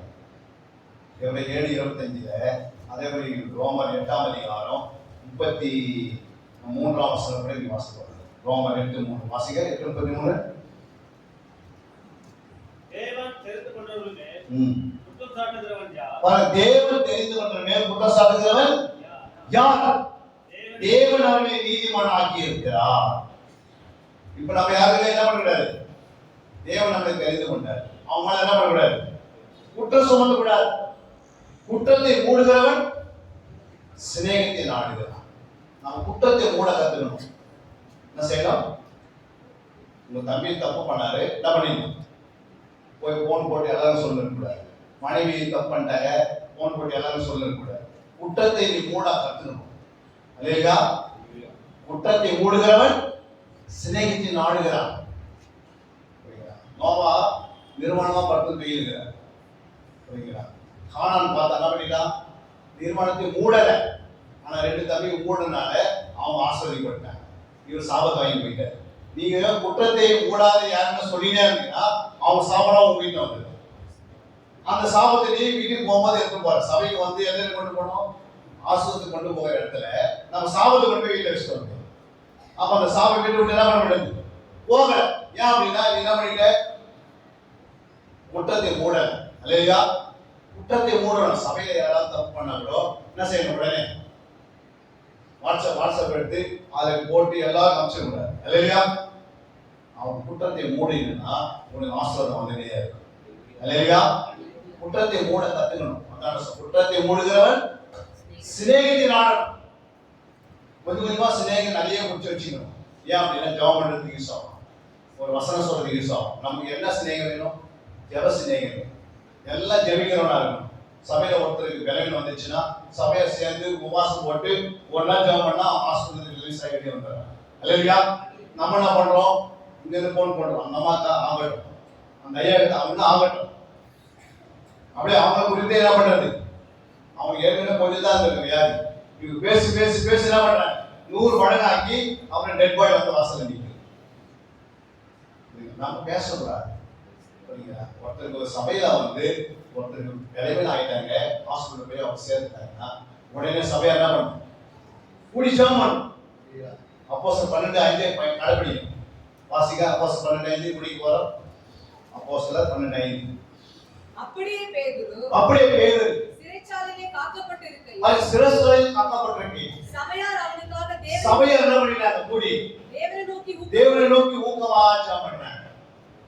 நம்ம வேப்பர் செய்ய டெய்லி போயிட்டாருன்னா நம்மளால பண்ண தூங்கிட்டு இருக்கும். ஐயா போயிட்டாரு, இப்போ அசிஸ்டன்ட் ஐயா இருக்கு, அவர் பார்த்துப்பாரு அப்படி சொல்லக்கூடாது. ஒரு இரவு என்ன பண்ணணும்? இரவு ஜபம் தெரிவிக்கணும். அவங்க இரவு ஜபம் பண்றாங்க. 12 வாசம் பாருங்க. அவன் இப்படி நிச்சயித்துக் கொண்டு மார்க் என்னும் பேர் கொண்ட யோவானுடைய தாயாகிய மரியாள் வீட்டுக்கு வந்தான். அங்கே அநேகர் கூடி ஜெபம் பண்ணி கொண்டிருந்தார்கள். பேது வாசற்கதவை தட்டின போது ரோதே என்னும் பேர் கொண்ட ஒரு பெண் ஒற்று கேட்க வந்தாள். அவள் பேதுருவின் சத்தத்தை அறிந்து சந்தோஷத்தினால் கதவை திறவாமல் உள்ளே ஓடி பேதுரு வாசலுக்கு முன்னே நிற்கிறார் என்று அறிவித்தாள். அதிகாலையில் நிற்கிறார் பேதுரு. ஆனாலும் என்ன பண்ண? ஜபத்தை நிறுத்த மாட்டேன். பேதுரு வந்து நின்றார் விசுவாசத்துல. ஆனா ஜபம் பண்ண முடியாது, நிக்க மாட்டேன். நம்ம நைட்டு 8 மணிக்கு ஆரம்பிச்ச ஜபம் 12 மணிக்கு ஜபத்தை முடிச்சுட்டு நாளைக்கு இரவு ஜபம். புரியுங்களா? பேதுருக்கு தூதர் வந்து தட்டி எடுப்பு 4வது ஜபம். எத்தனை ஜபம்? 3 மணில இருந்து 6 மணிக்கு நடக்குது இந்த விஷயம். அந்த ஜபம் காலையில போனதால தான் ரிலீஸ் ஆகும், விடுதலை கிடைக்குது. யாக்கோபு 20 நாள் ஜபம் பண்ணி அதிகாலையில் தான் ஆஸ்பத்திரிக்கு போயிடலாம். நம்ம என்ன பண்றோம்? ஜபம் 10 மணிக்கு கரெக்டா ஸ்டார்ட் பண்ணணும். 31ஆம் தேதி நைட்டு 3 மணியிலே எல்லாம் தூங்கிட்டு இருப்பான், இல்லைன்னா 2 மணிக்கு வீட்டுக்கு போயிட்டு இருப்பான். அப்ப ஆஸ்பத்திரி எப்படி வரும்? என் ஆத்மா கத்தரி சோஸ் முன்னாடியே பாதி பேர் வெளியே போயிருக்கு. அப்ப கதை பேசினே இருந்து ஆஸ்பத்திரி விட்டுருவான். நம்முடைய ஆசீர்வாதம் நம்ம இடத்துல விசுவாச தந்திரம் உள்ளவன். விசுவாசம் யாரு? விசுவாசக்கிட்ட தந்திரம் இருக்கிறது, வஞ்சிக்கிற குணம் இருக்கிறது, ஏமாற்றுகிற குணம் இருக்கிறது, திருடுகிற குணம் இருக்கிறது, பொய் பேசுற குணம் இருக்குது. இது வச்சு அவன் என்ன பண்ணிடறான்? பரிசுத்தவான்களை தந்திரமா முறை போட்டு வலை போட்டு சிறையில தள்ளுறான். அவன் தந்திரத்தை நம்ம அறிஞ்சு வச்சிருக்கணும். தந்திரம்னா என்ன? பைபிள் எடுத்து வராதே அப்படின்னு அதான் தந்திரம். இப்ப நம்மளை வந்து வீட்டிலே சொல்லிட்டான், வரும்போதே நேரத்தில் வராது, பைபிள் கூட எடுத்து வந்து பாரு. அப்புறம் அங்கதான் சொல்லுவான், வீட்லயே நோட்ஸ் பைபிள் என்ன பண்ணாது, கொண்டு போவாத, எந்த வருஷம் நோட் பண்ணாதே. பிசாசு தந்திரக்குள்ள நம்ம வந்துட்டோம். நீங்க பைபிள்ல வரும்போது 52 சண்டே இருக்கு. எத்தனை சண்டே? 52 சண்டே இருக்கு. நல்ல ஒரு புது டைரி எப்படி என்ன பண்ண, ஒரு 500 ரூபாய்க்கு வாங்கி 52 சண்டே கொடுக்குற மெசேஜை ஒரு ரஃப் நோட்ல நோட் பண்ணி போய் வீட்டுல அந்த சண்டே மெசேஜ் அப்படியே நோட் பண்ணி நீங்க வந்து 52 சண்டே நோட் பண்ணி போயில அந்த வருஷத்தை போட்டு நீ டைரி எடுத்து போய் எங்க வைக்கணும்? ஷோகேஸ வச்சீங்கன்னா அந்த பிள்ளை உனக்கு பிறக்கிற பிள்ளை என்ன பண்ணுவோம்? நான் எடுத்து அது படிக்கும். நம்ம என்ன பண்ணோம்? ஷோகேஸ்ல என்ன வைக்கிறோம்? பழைய கிளாஸ் வச்சிருக்கோம், தண்ணி குடிக்கிற கிளாஸ். இதை எடுத்து போப்பா அப்படின்னு. அது என்ன பண்ணுது? பழைய கிளாஸ் எடுத்து போயிட்டு தண்ணி அடிக்கிட்டு போயிட்டு நம்ம என்ன வைக்கிறோம்? 10 வருஷம் நமக்கு சபையில டைம் கொடுத்தாரு ஆண்டவர். அந்த 10 வருஷம் 10 டைரி உருவாக்கி டேட் வயசா வருஷம் வயசா வச்சோம்னா பிள்ளைங்க பெற்றோர் பார்ப்பான், பிள்ளைங்க பரவாயில்ல. பின்னாடி வர சந்ததி அவங்க அதை கடைபிடிப்பான். அடுத்த சந்ததி நம்ம சேர்த்து வச்சுட்டு போயிடும். 3ஆம் சந்ததி என்ன பண்ணும்? மோசேயுடைய சந்ததி இயேசுவா வந்தான். மோசே இயேசுவை சொன்னார், இயேசுவா அடுத்த சந்ததி சொன்னார். இயேசுவா கிட்ட கிதியோன் வரும்போது எல்லா அவங்க தான் பண்றாங்க, கடவுளே இதை சொல்லி விற்கிறாரு பண்ணுவாங்க சபையில. 3ஆம் சந்ததி அவுட் ஆயிடுச்சு. ஏன் அவுட் ஆயிடுச்சு? அந்த சந்ததி சொல்லிட்டு போகல. இவங்க வரைக்கும் சாப்பிட்டாங்க, அப்புறம் சிக்கன் சாப்பிட்டாங்க, மட்டன் சாப்பிட்டாங்க, அது சாப்பிட்டாங்க. ஆனா வரக்கூடிய பிச்சை எதுக்கு என்ன காரணம்? இவங்க என் வயிறு பிடிச்சு போதுமா? அந்த சந்ததி வந்து அதை பார்த்துக்கணும். 3ஆம் சந்ததிக்கு நம்ம சேர்த்து ஜபத்தை இன்சூரன்ஸ் பண்ணணும் இல்லையா? வசனத்தை சேர்த்து வச்சுட்டு போகணும். அப்படி ஒரு டைரி போடுங்க. 2024 நோட் பண்ணுங்க, எழுதி ஃபர்ஸ்ட் கிளாஸை வைங்க. பின்னாடி வர சந்ததி ஆசிரியர் நீ எழுதி அந்த வசனம் எழுதி எழுதணும். அந்த வசனம் உள்ள போய் வேலை செய்ய ஆரம்பிக்கும். அந்த வருஷத்தோட எல்லா ஆசீர்வாதம் உங்களுக்கு தேவன் கொடுத்துறாரு இல்லையா? எத்தனை பேருக்கு புரிஞ்சது? ஒரு கரகம் தட்டி தேவநாமத்தை நாம் தெரிவிக்கிறோம். நீ கேட்ட வசனத்தின்படி ஆவியை நம்முடைய ஏற்பட்டால் இதனுடைய சப்ஜெக்ட் நாளைக்கு கண்டினியூ ஆகப்படும் இல்லையா? இதே வசனத்தை நம்ம எடுப்போம். நிறைய வசனத்தை ஆவியை கொடுத்திருக்கிறாரு. நீங்க கேட்டு வளர்ந்து 2024 ஆண்டவருக்காக வைராக்கியம் உள்ளவர்களாக மாறும். ஒரு முறை எல்லா கரங்களை உயர்த்தி ஆண்டவர் நோக்கி பார்ப்போம். ஹல்லேலூயா, ஹல்லேலூயா, ஹல்லேலூயா. எல்லா ஆண்டவரை நோக்கி ஒரு விசை, ஆண்டவரே கேட்ட வசனத்தின்படி நான் நடக்க, ஆண்டவரே உங்களுடைய வார்த்தையின்படி நான் நடக்கணும். எனக்கு உதவி செய்யுங்கப்பா, எனக்கு உதவி செய்யுங்க, எனக்கு உதவி செய்ய கேளுங்க. ஹல்லேலூயா, ஹல்லேலூயா, ஹல்லேலூயா, ஹல்லேலூயா. நன்றி உள்ளத்தோடு சோதரிக்கிறேன் ஆண்டவரே. சபை போதகருக்காகவும் அவருடைய மனைவி பிள்ளைகளுக்காகவும் சபையாருக்காக நாங்கள் வேண்டிக் கொள்கிறோம்ப்பா. ஒவ்வொரு பேராக பலப்படுத்துகிறோம்மா. ஆண்டவரை இன்று கேட்ட சந்தேகங்கள் ஒவ்வொரு இருதயத்துக்குள் ஊடுருவி அந்த சத்தியங்களிலே நிலைத்திருக்கட்டும். அந்த சத்தியத்தின்படி வாழட்டும். அவருடைய பரிபூர்ணமான ஆசீர்வாதங்களை நீங்கள் நிறைவாய் கொடுங்கப்பா. ஒரு நாள் இங்க வந்திருக்கிறவர்கள் வெறுமையா போகக்கூடாது. ஒவ்வொருவரையும் ஆசீர்வதித்து அவரை பலப்படுத்தி ஸ்திரப்படுத்தி சீர்படுத்தி இந்த சபை நாளுக்கு நாள் ஒவ்வொரு பிள்ளைகளும் சபையில நிலைத்திருந்து வருகைகளை ஆயத்து பார்க்கவும், மற்றவர்களை சபைக்கு கொண்டு வருவர்களாகவும், ஜெபத்துல உறுதியை தரித்திருக்கவும், விசுவாசத்தை நிலைத்திருக்கவும் உதவி செய்வார். நாம மட்டும் மையப்படுவதாக, நாம மட்டும் உயர்த்தப்படுவதாக எங்களை தாண்டி அர்ப்பணிக்கிறோம். எவ்வளவு நல்ல தெய்வம் எங்களுக்காக கல்வாரி சிலுவையில தன் ரத்தத்தை கொடுத்து ஜீவனை கொடுத்து ஆண்டவரை ஆவியை எங்களுக்காய் கொடுத்து ஆண்டவரை எங்களை ரட்சித்து மீட்டு உங்களுடைய ரத்தத்தால் கழுவி சுத்திகரித்து இந்த சபையில கொண்டு வந்து உட்கார வைத்திருக்கிறீர்கள். மேன்மையான காரியத்தை எங்களுக்காக செய்திருக்கிறீர்கள். இன்னும் நாங்கள் மேன்மை உள்ளவர்கள் அப்பா. உங்களுடைய ராஜ்யத்தை கட்டி எழுப்ப எங்களை முற்றிலுமாய் ஒப்பு கொடுத்து ஜெபிக்கிறோம். எல்லாம் ஒப்பு கொடுக்க பார்க்கலாம். 2024க்காக என்னை முற்றிலும் ஒப்பு கொடுக்கிறோம். என் குறைகளை நிறைவாக மாற்றுங்க. 2024 ஆண்டவரை தெரிந்து கொள்ளப்பட்ட பிசாசு வஞ்சிப்பாங்க. அந்த வஞ்சனைக்குள் நான் போகாதபடி என்னை என் மனைவியை ஒப்பு கொடுக்கிறேன், என் பிள்ளைகளை ஒப்பு கொடுக்கிறேன், என் கணவரை ஒப்பு கொடுக்கிறேன், என் பேர பிள்ளைகளை ஒப்பு கொடுக்கிறேன். உங்களுடைய கரத்தை ஒப்பு கொடுக்கிற ஆண்டவர், நீ என் பிள்ளையை வழி நடத்துங்க, என் மனைவியை வழி நடத்துங்கப்பா, என் கணவனை நீ வழி நடத்துங்க. ஆண்டவரே என் பிள்ளை எந்த சொன்னாலும் கீழ்ப்பட மாட்டேன். ஆண்டவரே நீ என் பிள்ளைகளை சொல்லுங்க, உங்க பிள்ளைகளை நான் ஒப்பு கொடுக்கிறேன். உன் கரத்தை என் பிள்ளையை நீ உருவாக்குங்க, என் பிள்ளைகளை என்னுடைய மகளை உருவாக்குங்க. வேலையிலாத கஷ்டப்படுறீங்க, கர்த்தர் நல்ல வேலை வைத்திருக்கிறார். அவர் தலைவர், நம்முடைய இயேசு தலைவர். அவர் சொல்லுகிறார், நான் தலைவராக இருக்கும் போது என் பிள்ளைகள் பரிபூரணமாய் இருக்க வேண்டும். உன் தேவைகளை கர்த்தர் சந்தித்து நிறைவேற்றி விட்டார். அந்த தலைவர் தான் நம்முடைய இயேசு ஒருவரே. அவரிடத்தில் கேளுங்க, எந்த குறையும் நான் கேட்டு பெற்று பெறணும். ஜெபத்தினால கேளுங்க, விண்ணப்பத்தினால கேளுங்க, வேண்டுதலால் கேளுங்க, மன்றாடி ஜெபிப்பதால் கேளுங்க, விடாமுயற்சி பண்ணுங்க. ஆண்டவர் ஒரு நாள் கைவிட மாட்டார். உன் வியாதியை கண்டிருக்கிறார், உன் வேதனை அவருக்கு தெரியும், உன் கண்ணீரின் பாரம் தெரியும், உன் வருத்தம் தெரியும், உன் சஞ்சலம் தெரியும். உன் வீட்டுல உடைய எல்லாமே இல்லாத இருக்கலாம், அரிசி இல்லாத இருக்கலாம், ஒருவேளை ஆகாரத்துக்கு உணவு இல்லாத இருக்கலாம், உடை இல்லாத இருக்கலாம், ஒருவேளை வீடு இல்லாத இருக்கலாம், ஒருவேளை வாடகை வீட்டு ரொம்ப உங்களை துன்பப்படுத்துவதா இருக்கலாம். அநேகர் உங்களை துன்பப்படுத்தி வேதனைப்படுத்தி கொண்டிருக்கலாம். ஒரு சொந்த வீட்டை ஆண்டு கொடுப்பார், சொந்த வீட்டை தருவார். பூமி அவருடைய நிறைவு, வானவருடைய சிங்காசனம், அவருடைய பிள்ளைகளுக்கு பரிபூரண ஆசீர்வாதம். கர்த்தருடைய மகிமை உங்களை பற்றி பிடிக்கிறது. கரங்களை தட்டி தேவனாமத்தை வைக்கும்.